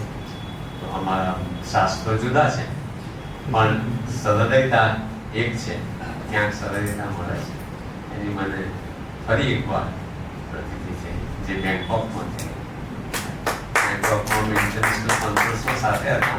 એક સેક્શનનો પ્રેસિડેન્ટ હતો અને કાલિંદી તો જે હું વાત કરું છું આમ તો કેટલીક વાતો પરિચિત પણ છે, કદાચ ફરીથી પણ કહેવી હોય. એમાં સતીશભાઈને ઘણી વાતો નવી નહીં લાગે, કારણ કે સતીશભાઈ મારા હંમેશના શ્રોતા હોય છે. એટલે સતીશભાઈ સાથે છે સવારે પણ અમે ફોન પર વાત કરીએ ત્યારે હું ઘણી વાર આવી રામાયણની વાત કરું. પણ સમિષ્ટ આવૃત્તિ શા માટે એ મુખ્ય વાત છે. વાય સમિષ્ટ આવૃત્તિ એની અમારા આપણા એક મિત્ર છે એની સાથે મારે ચર્ચા પણ થયેલી. એને એમ કહેલું કે સમિષ્ટિત આવૃત્તિ ના વાપરીએ તો કઈ હાવ તૂટી નથી પડતું. એવું કહેલું મેં કહ્યું કે ના, ક્યારેક તૂટી પણ પડે છે, ક્યારેક ચ હ વય કરતું છે કે નહીં એમાં ભલે સમિક્ષિત આવૃત્તિને આપણે ફોલો કરીએ કે ના કરીએ એમાં ફેર નથી પડતો, પણ અમુક બાબતમાં ચોક્કસ ફેર પડે છે. એ ચોક્કસ ફેર પડે છે. એમાં એક શ્લોક તમારા મને કેટલાકના માટે પુનરાવર્તન હશે, પણ સમિક્ષિત આવૃત્તિ શા માટે કેમ જરૂરી છે એનો આ શ્લોક છે. અને એટલા માટે શ્લોક છે કે સમાજમાં બહુ સ્વીકૃત, સર્વ સ્વીકૃત શ્લોક છે. અદ્ભુત કાવ્યાત્મક શ્લોક છે, સરસ કવિતા છે. એમાં બધા એકી અવાજે એને વધાવી દીધો છે કે વાહ કેવો સરસ શ્લોક છે. નાહમ જાનામિ કેયુરે નાહમ જાનામિ કુંડલે નુપુરે તું અભિજાનામિ નિત્યમ પાદાભિવંદના. જ્યારે રામ અને લક્ષ્મણ કિષ્કિંધા પર્વત પર ગયા, કિષ્કિંધા નગરીમાં, ત્યારે વાનરોએ સીતાએ ફેંકી દીધેલા આભૂષણો લક્ષ્મણને બતાવ્યા કે જુઓ, જો તમે આવા આભૂષણોમાંથી કશું ઓળખી શકો છો. ત્યારે લક્ષ્મણે આ શ્લોક કહ્યો કે નાહમ જાનામિ કેયુરે, હું કેવું બાજુબંધ ઓળખી શકતો નથી. નાહમ જાનામિ કુંડલે, કાનમાં પહેરવાના કુંડલો નથી ઓળખી શકતો. ફક્ત હું નુપુર, ઝાંઝર હું ઓળખી શકું છું, કારણ કે દરરોજ એમના ચરણ કમળમાં પ્રણામ કરતો હતો. આવું લક્ષ્મણે ત્યાં કહ્યું. આ કિષ્કિંધા કાંડમાં આ શ્લોક આવે છે પોપ્યુલર એડિશનમાં, વલ્ગેટ એડિશન, અથવા તો સર્વતઃ પ્રચલિત પાઠ એમ સંસ્કૃતમાં ઓળખવામાં આવે છે. એવા આજે લોકપ્રિય આવૃત્તિમાં આવે છે. અને ઝાલા સાહેબ આ શ્લોક પર વાળી ગયા છે. ઝાલા સાહેબે તે વખતે જ્યારે લઘુભાઈ ચાલતું હતું સંપાદન, ત્યારે એમણે લેખ પણ લખેલો, અને એમના લેખમાં પણ લખેલું કે શું થાય એમ આ શ્લોક કાઢી નાખવો પડે છે, સમીક્ષિત આવૃત્તિમાં સ્વીકારાયો નથી. પણ ઝાલા સાહેબે એવું કહ્યું કે આ શ્લોક એટલો આમ ચરિત્ર કેટલું ઉદાત્ત અને કેટલું ઉજ્જવળ અને કેટલું નિષ્કલંક હોઈ શકે એનો આ શ્લોક ઉદાહરણ છે કે લક્ષ્મણ અને સીતા એ બંનેનો સંબંધ, કે હું કેવું નથી જાણતો, કુંડલ નથી જાણતો, ફક્ત નુપુર જાણું છું કારણ કે દરરોજ પગે લાગતો હતો, તો આખો સમાજ આપણો જાણે કે એના પર વાળી ગયો આ શ્લોક પર, અને એને કેવી રીતે કાઢવો, કાઢે તો વિરોધ પણ થાય, એવું પણ થઈ શકે. તો તે વખતે ઝાલા સાહેબે કહ્યું કે કુટુંબ જીવનના ભાવનાત્મક અંશની આ ઉદાત્ત અભિવ્યક્તિ છે, એમ કરીને એમણે આ શ્લોકનો સતીપી વધાવ્યો છે. મને જ્યારે ખબર પડી, હું વખતથી આની સાથે સંકળાયેલો છું, મેં જ્યારે જાણ્યું કે આ શ્લોક સમીક્ષિત આવૃત્તિમાં સ્વીકારાયો નથી, ત્યારે મને રાહત થઈ. એટલા માટે કે શું આપણી સંસ્કૃતિ એટલી બરડ છે કે લક્ષ્મણ જેવો એક પુરુષ જે સંયમી છે, સંયમીમાં મિસાલ છે, અને સીતા જેવા એક પાત્ર, એ બંનેમાં જો લક્ષ્મણ સીતાના મુખ સામે જુએ તો એમને વિકાર આવે. આ શ્લોક તો એવું કંઈક કહેવા માંગે છે.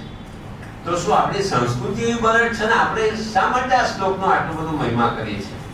ચમત્કૃતિ છે, સરસ છે, સાહિત્યિક રીતે બહુ સરસ છે, પણ આખો જો સંદર્ભ જોઈએ તો એ સંદર્ભમાં લોજિકલી, તાર્કિક રીતે પણ કાલિંદીએ બતાવ્યું કે તાર્કિક રીતે પણ આ શ્લોક વનવાસમાં ગયા, વનગમન થયું રામ, સીતા અને લક્ષ્મણ, એ પહેલા કેટલાક વર્ષો રામ, સીતા અને લક્ષ્મણ એ બધા રહ્યા છે અયોધ્યામાં.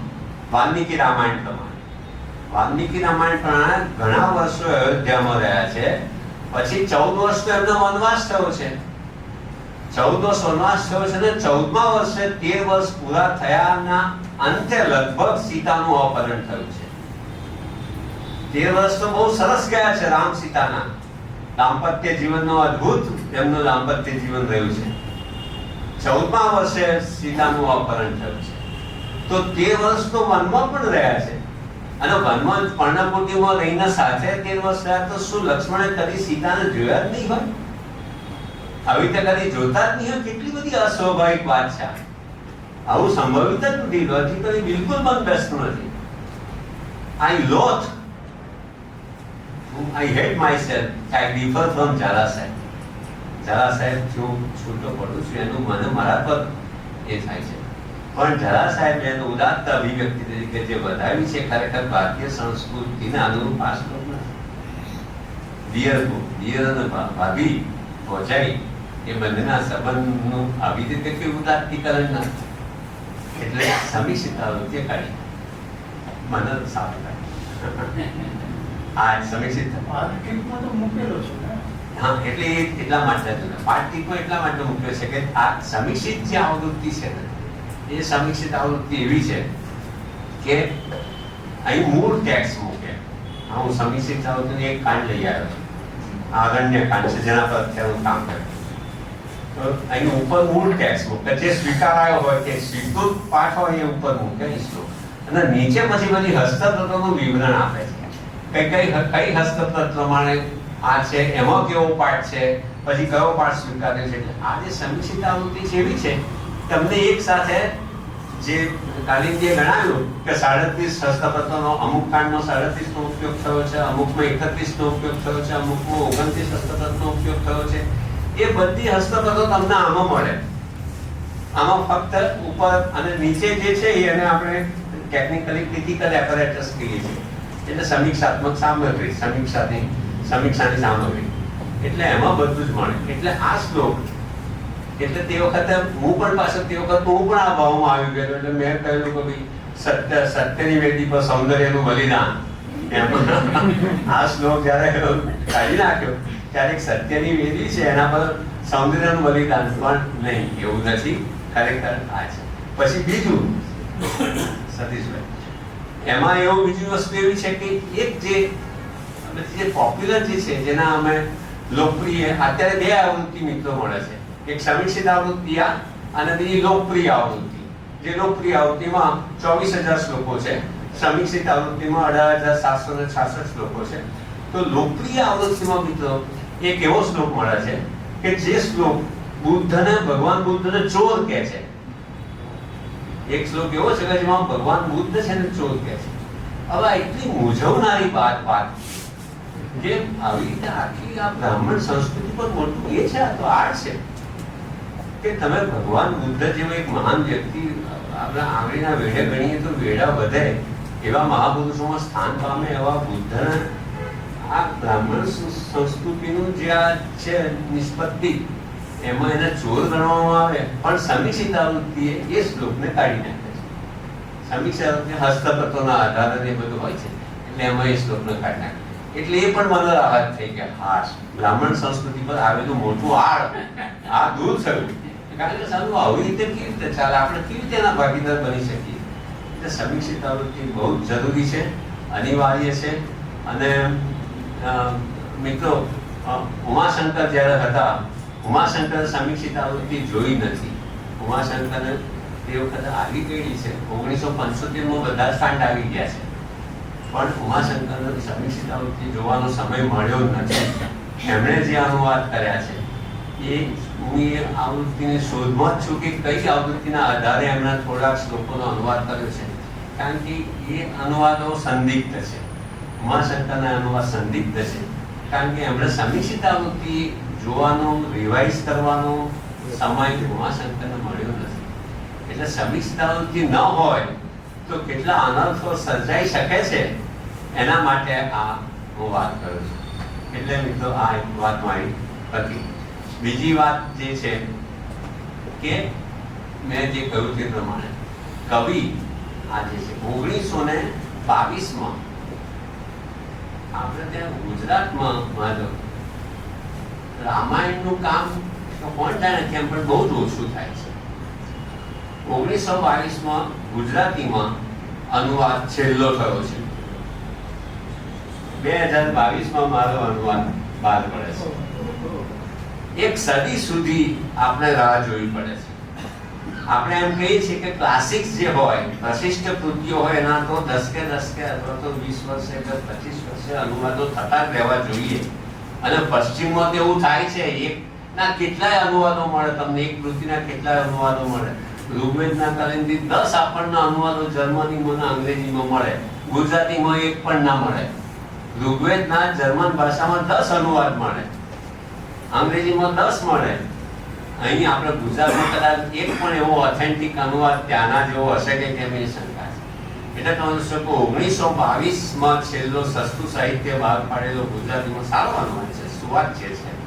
એમાં નામ નથી, નરહરિભાઈ શાસ્ત્રી કરીને છે કોઈ કે, એમણે એનો અનુવાદ કર્યો છે.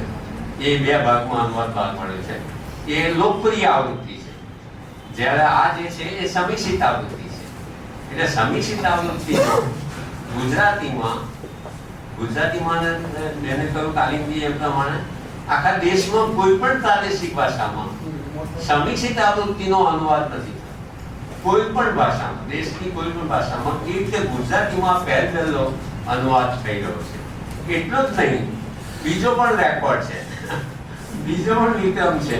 એ બીજો વિક્રમ એ છે કે આખા વિશ્વમાં અંગ્રેજી, જો આપણે ભારતને જીતી લઈએ પ્રધાન મલ્લની ન્યાય પ્રમાણે કે ભારતની બધી તો આપણી પ્રાદેશિક ભાષાઓ જીતી લઈએ તો પછી પશ્ચિમનો તો સવાલ જ નથી.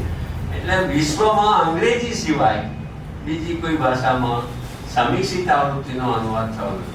પોપ્યુલર રામાયણનો અનુવાદ થયો છે, એમાં એ ગેરસમજ ના કરે, કન્ફ્યુઝન ના કરે. પોપ્યુલર રામાયણના અનુવાદો થયા છે, ઘણા અનુવાદો થયા. સમીક્ષિત આવૃત્તિનો આખા વિશ્વમાં ફક્ત અંગ્રેજીમાં રોબર્ટ ગોલ્ડમેન નામના વિદ્વાન જે કેલિફોર્નિયા યુનિવર્સિટીમાં કામ કરે છે, એમની પાસે બીજા 5 માણસો હતા. 5 અને 6 જણની ટીમ, એ ટીમે મળી અને સમીક્ષિત આવૃત્તિનો અનુવાદ બહાર પાડ્યો છે, ટિપ્પણી સાથે અનેક વર્ષોથી મહેનતથી. એ પહેલો અંગ્રેજીમાં 2017માં બહાર પડ્યો અને ગુજરાતીમાં 2022માં બહાર પડી રહ્યો છે. હજુ તો અનુવાદ તમે પૂરો કર્યો છે, એટલે હાથે. એટલે એ રીતે અંગ્રેજી અને ગુજરાતી ફક્ત 2 ભાષાઓમાં આખા વિશ્વમાં આ અનુવાદ થઈ રહ્યો છે, સમીક્ષિત આવૃત્તિ. અને બીજું, હજુ પણ આપણે ગુજરાતીઓ સ્વભાવે બહુ નમ્ર છે. આપણે જે ખરેખર ક્રેડિટ લેવી જોઈએ એની ક્રેડિટ આપણે લેતા નથી. સમીક્ષિત આવૃત્તિની રવિભાઈ એટલી ઉપેક્ષા થાય છે, દેશના વિદ્વાનો ગુજરાતની સમીક્ષિત આવૃત્તિની ઉપેક્ષા થાય છે, દેશના વિદ્વાનો પણ આવી તો ઉપેક્ષા કરે છે.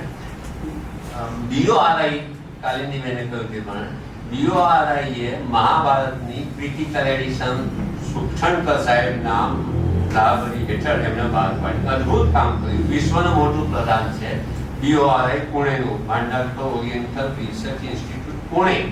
એ સંસ્થાએ મહાભારતનું આ સમીક્ષિત આવૃત્તિનું સંપાદન કર્યું, પ્રકાશિત કર્યું અને વિશ્વનું મોટું પ્રદાન કર્યું. એટલું જ મહત્વનું પ્રદાન આપણું છે મારા મત પ્રમાણે. MS યુનિવર્સિટીની જે ઓરિએન્ટલ ઇન્સ્ટિટ્યૂટ છે, એમણે જે સમીક્ષિત આવૃત્તિ જેની વિગતો બધી કાલિંદીને આપી, એ વિગતો એટલે એટલું જ મહત્વનું, એટલું જ ગૌરવપૂર્ણ આપણું પ્રદાન છે. પણ સમહાવ ખબર નહીં આપણો આ સમીક્ષિત આવૃત્તિની ઉપેક્ષા થાય છે. ઉપેક્ષા હું અહીં એ વાત કહેવા જ આવ્યો છું ખાસ તો, કારણ કે ઘણા બધા આવા મિત્રો મને ક્યાં મળશો આવા શ્રોતાઓ.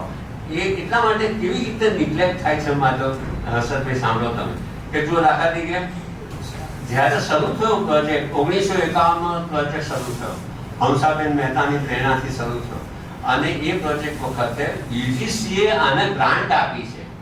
યુજીસીએ ગ્રાન્ટ આપી છે અને ખાસ રામાયણનું ડિપાર્ટમેન્ટ અહીંયા MS યુનિવર્સિટીની પ્રાચ્ય વિદ્યા મંદિરમાં શરૂ કરવામાં આવ્યું છે અને કામ શરૂ થયું. એ યુજીસી આજે શું કરે છે? યુજીસીએ ગ્રાન્ટ આપી, યુજીસી સીધું આ પ્રોજેક્ટ હતો, પ્રકલ્પ હતો અને આજે યુજીસી અધ્યાપકો માટે જે બધી આપણી પરીક્ષાઓ હોય છે નેટ અને સ્લેટ, એમાં રામાયણના પ્રિસ્ક્રાઇબ કરે છે નિયત ખંડો, એ કરે છે નિયત કરે છે ખંડો, પણ એમાં જે સંદર્ભ સૂચિ, સંદર્ભ ગ્રંથોની સૂચિ આપવાની આવે ત્યારે સમીક્ષિત આવૃત્તિનો ક્યાંય ઉલ્લેખ જોવામાં આવતો નથી. આવું શા માટે? એટલે એ લોકો જે અત્યારે જે માંધાતાઓ ત્યાં બેઠા છે એ લોકોને પણ ખબર નથી કે ખરેખર તો મૂળ યુજીસી સ્વીકારેલી વાત છે. યુજીસીનો પ્રકલ્પ હતો, પછી બીજા બધા પણ જોડાયા છે, પણ એમાં આજે જે નેટ અને સ્લેટની પરીક્ષામાં જે અભ્યાસક્રમ હોય એમાં સંદર્ભ, અને ગુજરાતની પણ આપણી કેટલીક યુનિવર્સિટીઓ આવું કરે છે. ગુજરાતની યુનિવર્સિટીઓ પણ અયોધ્યાકાંડને નિયત કરે ખરા વિદ્યાર્થીઓ માટે અભ્યાસમાં, પણ સંદર્ભ ગ્રંથની સૂચિમાં એનો ઉલ્લેખ ન હોય અને ભળતા જ પુસ્તકોનો ઉલ્લેખ હોય. એટલે તમે જોશો કે સમીક્ષિત આવૃત્તિનો ગુજરાતની આ મોટું પ્રદાન છે, પણ આપણે એની જોઈએ તેટલી નોંધ લેતા નથી. ગુજરાતમાં પણ નથી લેવાતી, દેશમાં નથી લેવાતી. દેશના કોઈ વિદ્વાનનો હું સાંભળતો હોઉં, સાંભળ્યા હોય, જો એનો ઉલ્લેખ ન કર્યો હોય તો પછી હું ફોન કરીને પૂછું છું કે તમે સ્વામી સીતાવતીનો કેમ ઉલ્લેખ ન કરે, તમે કેમ એને રિફર નથી કરતા? તો એ કહે કે મારી પાસે નથી, એટલે એવું કહે છે. પણ એ રીતે આપણી સ્વામી સીતાવતીની ઉપેક્ષા કરવામાં આવે. આ બીજી વાત છે મહત્વની, જે ખરેખર ગુજરાતની અસ્મિતાની આ વાત છે કે આટલું મોટું કામ ગુજરાતે પાર પાડ્યું છે. અને એક્સિડન્ટ કોઇન્સિડન્સ કે બીજા ગુજરાતી એનો સૌથી પ્રથમ ગુજરાતીમાં અનુવાદ કર્યો. ગુજરાતે સ્વામી સીતાવતી આપી, સ્વામી સીતાવતીનો સર્વપ્રથમ ભારતની ભાષામાં ગુજરાતમાં થયું અનુવાદ. It was a very nice, very good coincidence. એ હતો બરાબર છે. એટલે અને અનુવાદની વાત થોડી કરી અને મારી વાત પૂરી કરી, પછી આપણે રઘુવીરભાઈને સાંભળો. અનુવાદની મિત્રો મુશ્કેલી મને એ રીતે પડી છે, સાથે પણ ચર્ચા કરતો છું. અનુવાદ શું છે કે વાલ્મીકી, અને મારા અનુવાદમાં એવું હતું કે વાલ્મીકીને મારે પહોંચાડવા છે. મારે મારી જાતનું કોઈ પણ રીતે પ્રક્ષેપણ ન થાય એ બાબતે હું બહુ સાવધાન રહું છું. એટલે જો હું કરી શકું કે કેમ એ બીજી વાત છે, પણ સમશ્લોકી ઘણા મને પૂછું, હું આ કામ કરી રહ્યો છું તો કે સમશ્લોકી કરો છો એમ તરત મને પૂછે, એટલે હું કહું ના, સમશ્લોકી નથી કરતો.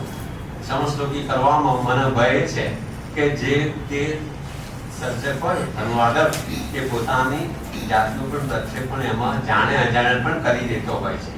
અને એટલે એ સમશ્લોકી મેં અનુવાદ નથી કર્યો, વાલ્મીકીને પહોંચાડવા છે. મેં કહ્યું તેમ વાલ્મીકીને આપણે ભૂલી ગયા છે. આજે તમે કોઈને પણ પૂછો કે ભાઈ રામે સીતાનો ત્યાગ શા માટે કર્યો તો એ કહેશે કે પેલા ધોબી આવું કહ્યું એટલે રામે સીતાનો ત્યાગ કર્યો. વાલ્મીકી રામાયણમાં આ વાત બિલકુલ છે નહીં, ધોબીનો ધ નથી. એટલે વાલ્મીકી રામાયણ ઘણી બાબતમાં જુદું પડે છે. એટલે એ વાલ્મીકી રામાયણ, એ વાલ્મીકીને આપણે જાણીએ. એ વાલ્મીકી જે મહાન કવિ છે, એટલો મોટો જબરજસ્ત કવિ છે, એટલે એ કવિની પ્રતિભાને આપણે જાણીએ કે જે રીતે એને જે પાછા લેખન કર્યું છે, જે કથા છે આપણે બહુ પરિચિત છે, જે અતિ પરિચિત અવજ્ઞા એમ આપણે સંસ્કૃતમાં કહીએ છીએ, એમ અવજ્ઞા કરીએ તો રામ સીતાનો પણ જોડાણ, પણ એટલી હૃદયસ્પર્શી, હૃદયાવર્જક, એટલી હૃદયભેદક કથા છે.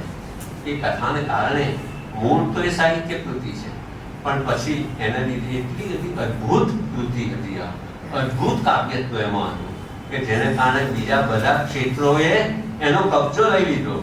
એ રામાયણનો એને કબજો બીજા ધર્મના ક્ષેત્ર, સંસ્કૃતિના ક્ષેત્રે, પછી નોન શાસ્ત્ર, એ બધા જે જુદા જુદા શાસ્ત્રો છે, શાસ્ત્રોએ રામાયણનો કબજો લઈ લીધો. તે આપણે શું કહીએ એને બતાવી પાડ્યું. ખરેખર તો મૂળ તો કાવ્ય છે, મૂળ અદ્ભુત કાવ્ય છે.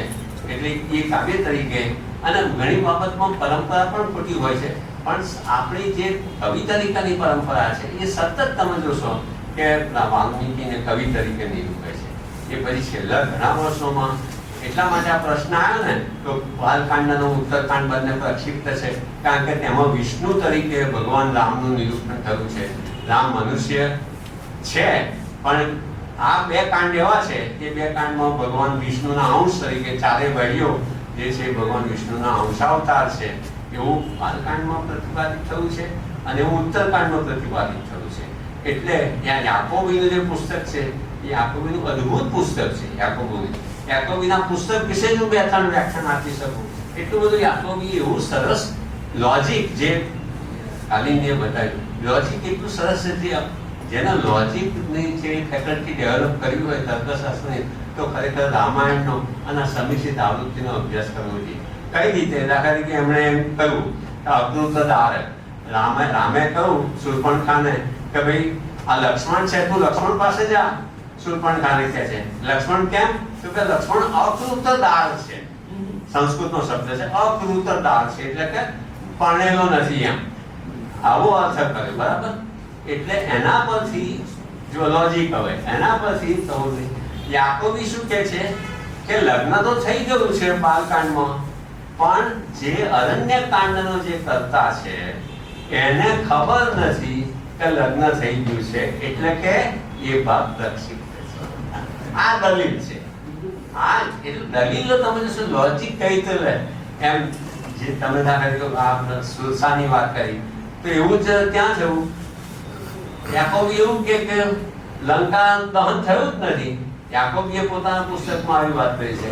લંકા દહનનો ભાગ આખો પ્રક્ષિપ્ત છે. એવું અદ્ભુત પુસ્તક છે. મેં એનો અનુવાદ ગુજરાતીમાં કર્યો છે. એલડી ઇન્સ્ટિટ્યૂટ ઓફ ઇન્ડોલોજીમાંથી બહાર પડેલું છે. તો એમાં યાકોબી કે લંકા દહનનો પ્રસંગ છે. લંકા આખી હનુમાન તો બાળી દીધી છે, બરાબર.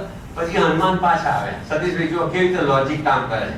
હનુમાન પાછા આવે અને રામને બધી વિગતો આપે છે. એમાં રામને વિગતો આપતા એ લંકા દહનની વાત કરતા જ નથી. એટલે યાકોબી એમ કે છે કે લંકા દહન થયું જ નથી, એ પ્રક્ષિપ્ત ભાગ છે. આવી દલીલ કરે.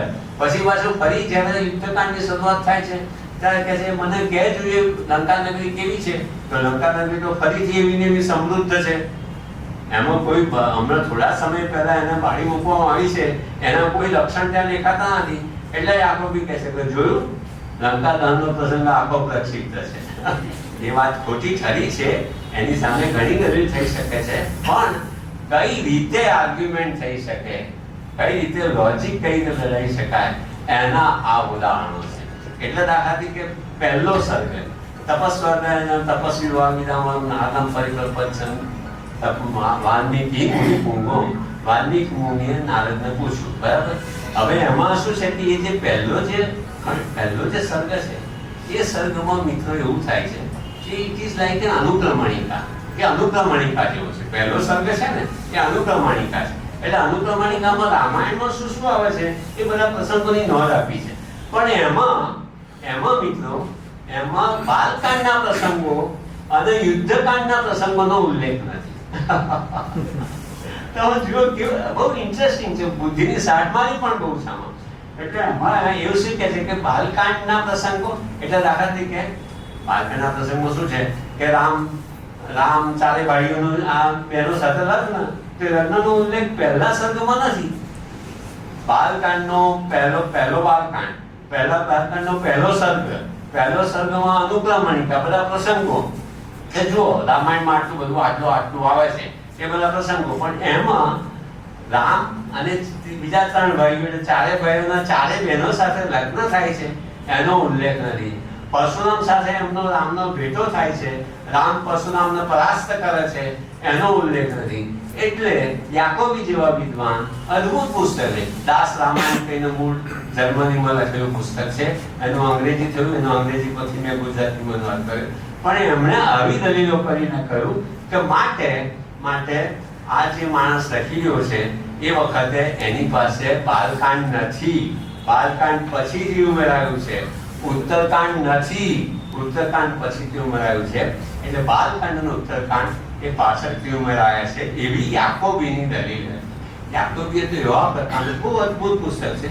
યાકોબી એવા પ્રકારના હતા કે જો એમની બધી વાતો આપણે સ્વીકારવામાં આવે તો આપણી સંસ્કૃતિનું વિચલન થઈ જાય એવું હતું. એ જ્યારે એમ કે લંકા દહન થયું જ નથી તો આખી સંસ્કૃતિ પર મોટો પ્રહાર છે. લંકા દહન થયું નથી જો એ વાત આપણે માન્ય રાખીએ તો એ મોટો સંસ્કૃતિ આખી અસ્થિર થઈ જાય છે. પણ સદભાગ્યે અંદરથી જ રામાયણની ટેક્સ્ટમાંથી જ વાલ્મીકીની રામાયણની ટેક્સ્ટમાંથી જ એવા બધા કારણો મળે છે, એવા બધા પ્રમાણો મળે છે કે જેને કારણે આપણે ચોક્કસ કહી શકીએ કે આ પ્રક્ષિપ્ત નથી. પણ આવું ઘણું બધું આવી બધી ચર્ચા થઈ શકે એમ છે. અને કૃતિ તરીકે અદ્ભુત કાવ્યકૃતિ તરીકે મિત્રો આજે વાત કરવાનો સમય નથી. અદ્ભુત કૃતિ છે.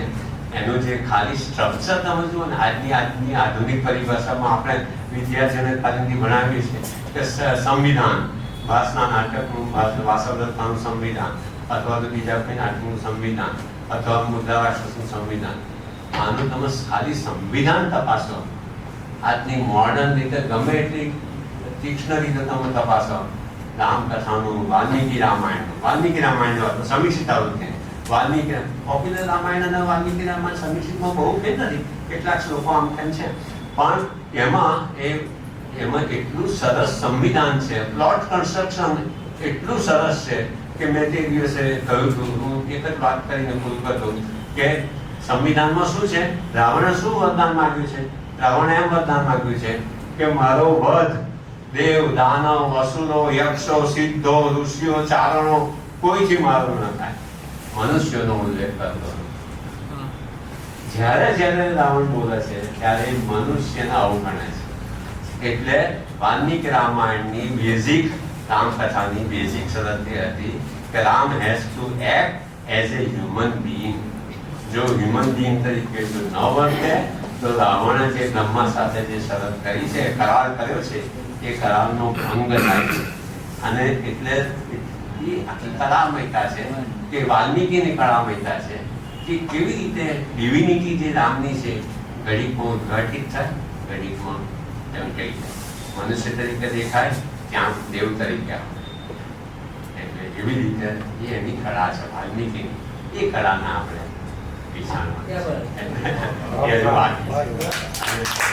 મારો જે છેલ્લો કાંડ છે એ 4 કાંડ બાકી છે.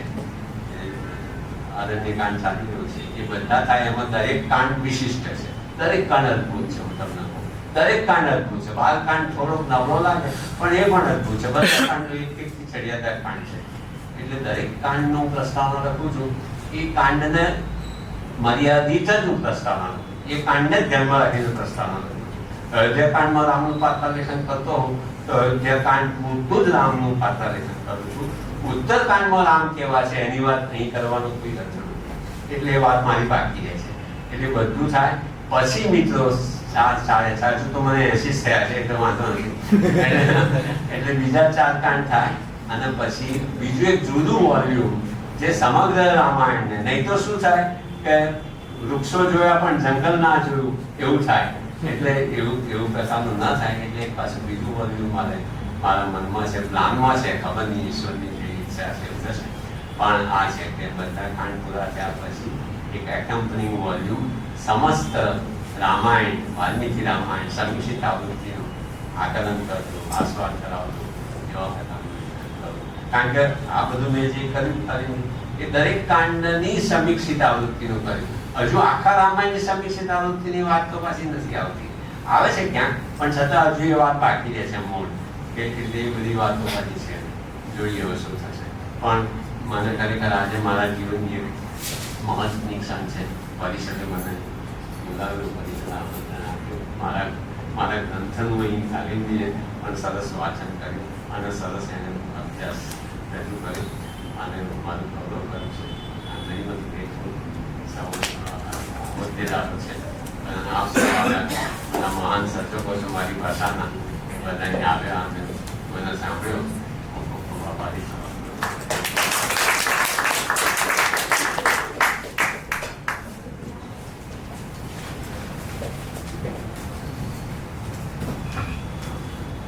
આભાર પ્રદેશન. હવે પ્રાસંગિક ઉદ્બોધન માટે માન્ય શ્રી ચૌધરી સાહેબને વિનંતી કરું.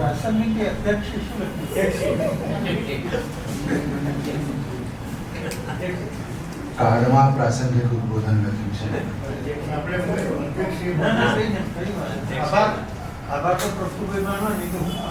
આપનું સ્વાગત.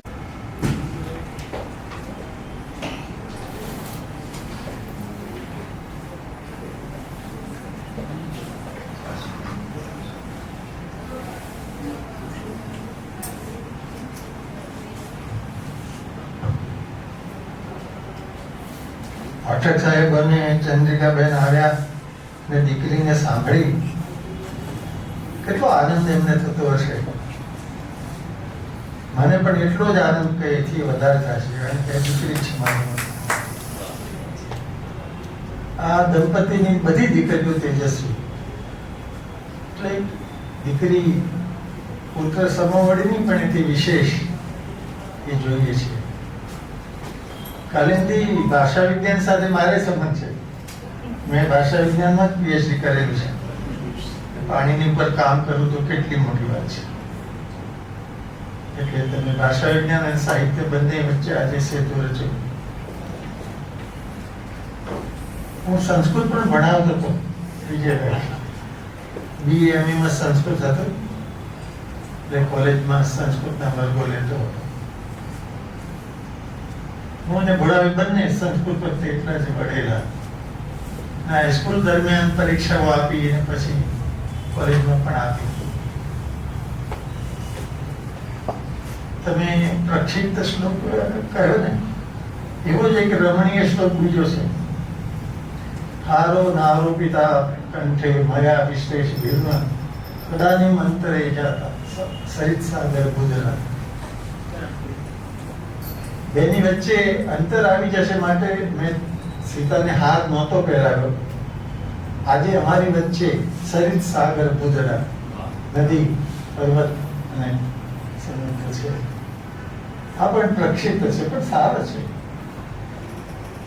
અને પેલો એ રજનીશજીએ પહેરેલા ટીકા કરી દીધું લક્ષ્મણની કે આ કેવો લક્ષ્મણ છે કે એને જોવામાં શું વાંધો છે. રજનીશજી આ બધા મુદ્દા પકડતા. રજનીશજી ભૂલાઈ જશે પણ આ શ્લોક નહીં ભૂલાય. એટલે શ્લોકની જે કાવ્યાત્મકતા છે, જે ઉમેરાતા ગયા છે ને શ્લોકો, કેવા કેવા સર્જકો, અનુગામી વાચકો, ચાહકોમાં છે જે આવા શ્લોકો ઉમેરતા ગયા છે. ને કાલિદાસ તો વાલ્મીકી ન હોય તો કાલિદાસ હોય જ નહીં, વાલ્મીકી ન હોય તો તુલસીદાસ પણ ન હોય. ભલે એની માંડણી જુદી રીતે થઈ છે. હું હેમંત ઋતુનું વર્ણન ભણાવતો અભ્યાસક્રમમાં હતું સંસ્કૃત. તેમાં આવે છે ને કે નદી કિનારે ધુમ્મસમાં સારસ દેખાતા નથી પણ સારસ છે એની ખબર પડે છે. કેવી રીતે? ઋતવિઘ્ને સારસ, અવાજથી ઓળખાતા સારસ અંદર છે. તમારે માનવું જ પડે કે છે. વાલ્મીકી તો ભરપૂર, તમે જ્યાં વાંચો ત્યાં. અને સહેલા છે, તમે બહુ સંસ્કૃત ન જાણતા હો પણ માણી શકો, ગીતા જેમ માણી શકો.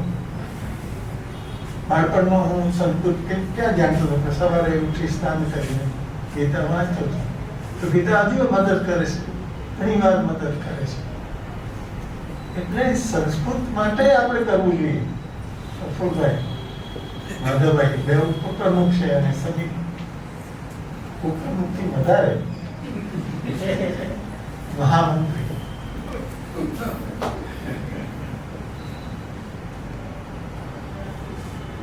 માધવભાઈને થોડું સંસ્કૃત આળસ કરતા આયુર્વેદ ને બધું એ શીખતા હતા એટલે એમને ખબર પડે છે. પાઠકજીને તો મેં સોમનાથમાં સંસ્કૃત શ્લોકો ગાતા સંભળાય છે. હું બોલું છું સંસ્કૃત શ્લોક બોલતા હતા. એમને ઘણા સંસ્કૃત શ્લોક આવડે છે. સંસ્કૃત રાખેલું એમાં કઈ બહુ સારું.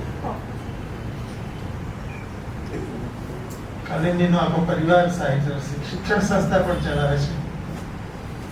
અને કોલેજ તો જે હોય પણ કાલિંદી ત્યાં છે એટલે કોલેજનું પણ ગૌરવ છે. સારું છે. કેટલા વિદ્યાર્થીઓ હોય છે સંસ્કૃતમાં? 10-15 આ ઓડિયન્સથી થોડા વધારે. ઉમાશંકરભાઈએ જે ઉત્તર રામચરિત અને શાકુંતલ ના સમશ્લોકી અનુવાદો કર્યા છે, બહુ મોટું કામ છે. દરેક સર્જકે આ કામ જોઈને, તપાસીને, અનુભવીને અનુસરવા જેવું છે. અઘરું છે. એક વાર જ્ઞાન સત્ર હતું ત્યારે દ્વારકામાં આ બધા ગુજરાતી લેખકોને મેં સંસ્કૃત બોલતા સાંભળેલા. ડોલરાય માકડ, ઉમાશંકર જોશી, જ્યોતિન્દ્ર દવે, આ બધા સંસ્કૃતમાં ભાષણ કરેલા હતા. અને તમે જોશો તો કેટલા બધા અનુવાદો નાગરી લિપિમાં સંસ્કૃત ગ્રંથોના છે ગુજરાતીમાં. એટલે આ પરંપરા ગુજરાતની સારી છે. અને તમે કે નવી શરૂ નહીં, ભવ્ય પરંપરાના એક અંશ છો તમે. એ માનો કે એક મોટી પરંપરા હતી એટલે એમાં કહેવાયેલા આપણે છીએ. એટલે તમે આ ગંજાવર કામ લીધું અને 100 વર્ષ જીવવાની તમારી તૈયારી છે એટલે તમે ઘણા 80 અને 20 પણ આપણે 85માં પતાવી દો. ક્યારે તબિયત બગડે ખબર નહીં થાય છે. વિજયભાઈ ગંજાવર કામ કર્યું, વિદ્યાર્થીઓ પણ તૈયાર કરે. આ વિદ્યાર્થીની તો વિજય વિજ્ઞાન ત્યાં સાથે જ આવે છે. રાજવી ક્યાં બેઠી છે? ભલે પણ એને કહેજો કે એને યાદ કરી દે. બહુ સેવા કરે છે વિજયભાઈ. એનો પરિવાર પણ એની સેવા કરે છે, બાળકો પણ નૃત્ય અને પત્રકારત્વ અને બધામાં છે. એટલે વિજયભાઈ ભાગ્યશાળી છે. સતીશભાઈ જે મિત્ર જેને મળે એ તો સૌથી ભાગ્યશાળી કહેવાય. અને સાંભળે પાછા વિજયભાઈને જે કંઈ સૂચવું હોય સતીશભાઈને કે તો સાંભળે. તમારું નાટક જો અમારા છોકરાઓ આવ્યા કે બે જ જણ આવવાનું કહ્યું છે એટલે હું નહોતો આવ્યો. હા?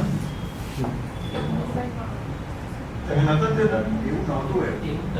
પણ મને તો આખું નાટક યાદ છે આજે પણ એમને આવું તો હું સૂચિ બનાવું છું. અદ્યતન કવિતાની નવું આવૃત્તિ આજે પૂરી કરીને આપણે એ પણ એક બે મહિનામાં ચકાશે. બહુ મોટી એડિશન કરીશ. એટલે અમને આ વિચાર આવેલો કારણ કે તમારા આ કામના સાક્ષી હતા. અમે જૈન મંદિરમાં તમને જે ચંદ્રક આપ્યો હતો શું મહારાજો પણ છે, જૈન મહારાજો, કે તમારો જે ગૌરવ કરી ત્યારે આ તમને સાંભળ્યા હતા. અને હજુ આપણી તૈયારી છે 4-5 વાર તમે સાંભળવાનું. ઘણું તો બાકી છે. રામાયણ વિશે તો તમે શું એના માત્ર વર્ણનોની વાતો કરો છો. માત્ર નૈસર્ગિક સૌંદર્યના વર્ણનો ઉપર તમે બોલો. એની કવિતા તો એની કવિતા જ છે. એટલે કોઈ રામચરિતમાનસના ઉપાસકને તમે કહો કે વાલ્મીકી તો વાલ્મીકી જ છે. મોરારી બાબુ તો માને છે કે વાલ્મીકી સૌથી મોટા, પણ કેટલાકને એવું પણ હોય કે માનસના જ ઉપાસકો માનસ જ ગાતા હોય, પણ વાલ્મીકી તો વાલ્મીકી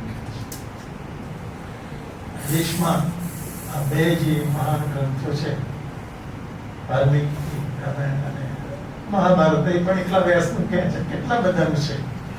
પણ કવિતાની રીતે તમે સંવિધાનની વાત કરી, સંરચનાની રીતે એક સાચા અર્થમાં મહાકાવ્ય, ઇતિહાસ કાવ્ય નહીં, મહાકાવ્ય, સાહિત્યિક મહાકાવ્યની રીતે વાલ્મીકી રામાયણ અનન્ય છે.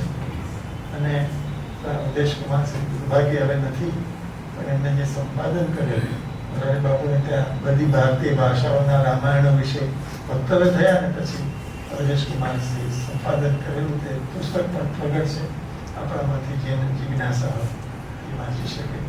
એટલે આ બધા વિશે કાર્યક્રમો સમી કરવા જોઈએ આપણે. આ એક કાર્યક્રમ આખો સારો યોજાય. કાલિંદી સરસ વક્તવ્ય આપી. મેઘદૂત પર સંપાદન કરી લીધો અને વેચવા માટે રાખેલી છે. પેલા સારી વેચાઈ ગઈ છે, પૈસા બાકી છે તો આપીશું. કામ કર્યા જ કરે છે કાલિંદી. બહુ સારી વાત છે. બસ આપ સૌ આવ્યા, આભાર, અભિનંદન બંનેને.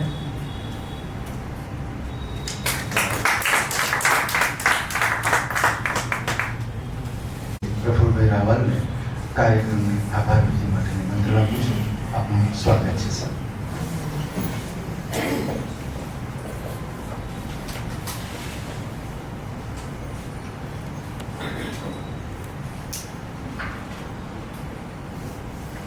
રઘુભાઈ, માધવભાઈ, વિજયભાઈ, કાલિંદીબેન, પાઠક સાહેબ, સતીશભાઈ અને આપ સૌ શ્રોતાઓ,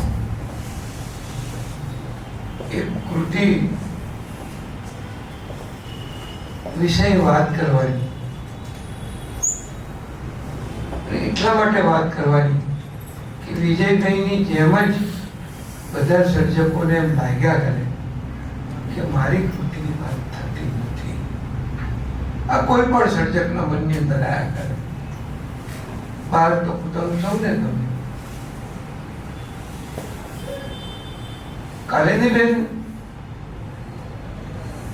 સંસ્કૃતમાં ઘણું બધું કામ કરે છે. અમારા એમને દુર્ગા સપ્તશતી આખું વર્ષ લેખવાના કરે. નવાની વાત ત્યારે એવી લાગેલી કે જે લોકો કર્મકાંડ કરે ને એવા લગભગ અમારે ત્યાં 10 પત્રો આવેલા. કે એને જે કર્યું છે પુસ્તક થાય એવો અમારો આગ્રહ છે. એમાં પણ એમને કેટલાક પોતાના અર્થઘટનો કર્યા, સરળ રીતે સમજાવ્યું. આવડું મોટું કામ થાય તો એ પોખાય પણ ખરું. કુમારચંદ્ર પણ બન્યો. વિજયભાઈનું આ સમીક્ષિત આવૃત્તિ અમારી વિરમગામ કોલેજમાં એમણે વર્ષો પહેલા બેસાડી દીધી.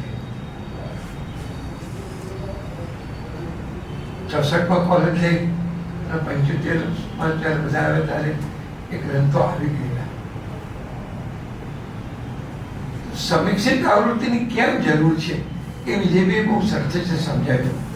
અને સમીક્ષિત આવૃત્તિના બધા જ પાસા, એનો આસ્વાદ તો ખરો જ, પણ બધા પાસા કાલિન્દ્રને સમજાવ્યા.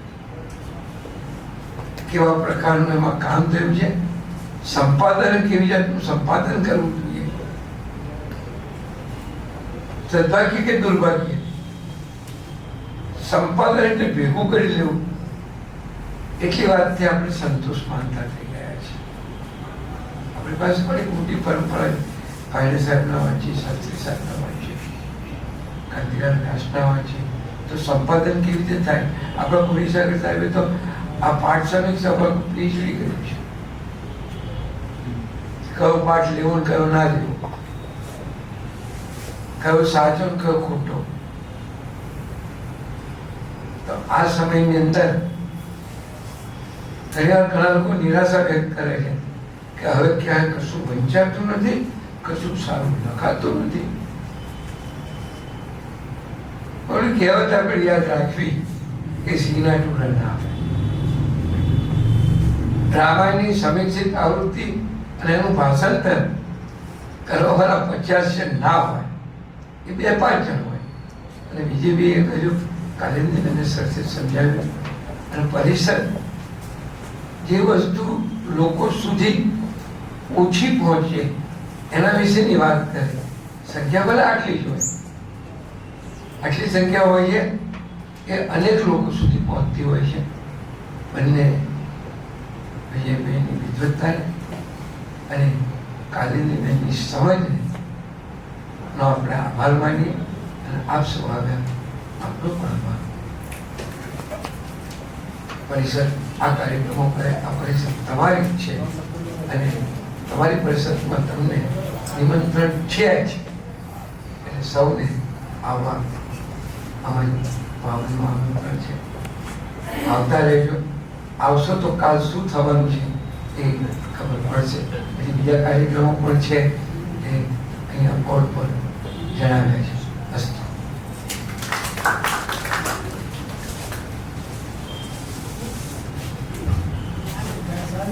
આભાર રાવલ સાહેબ.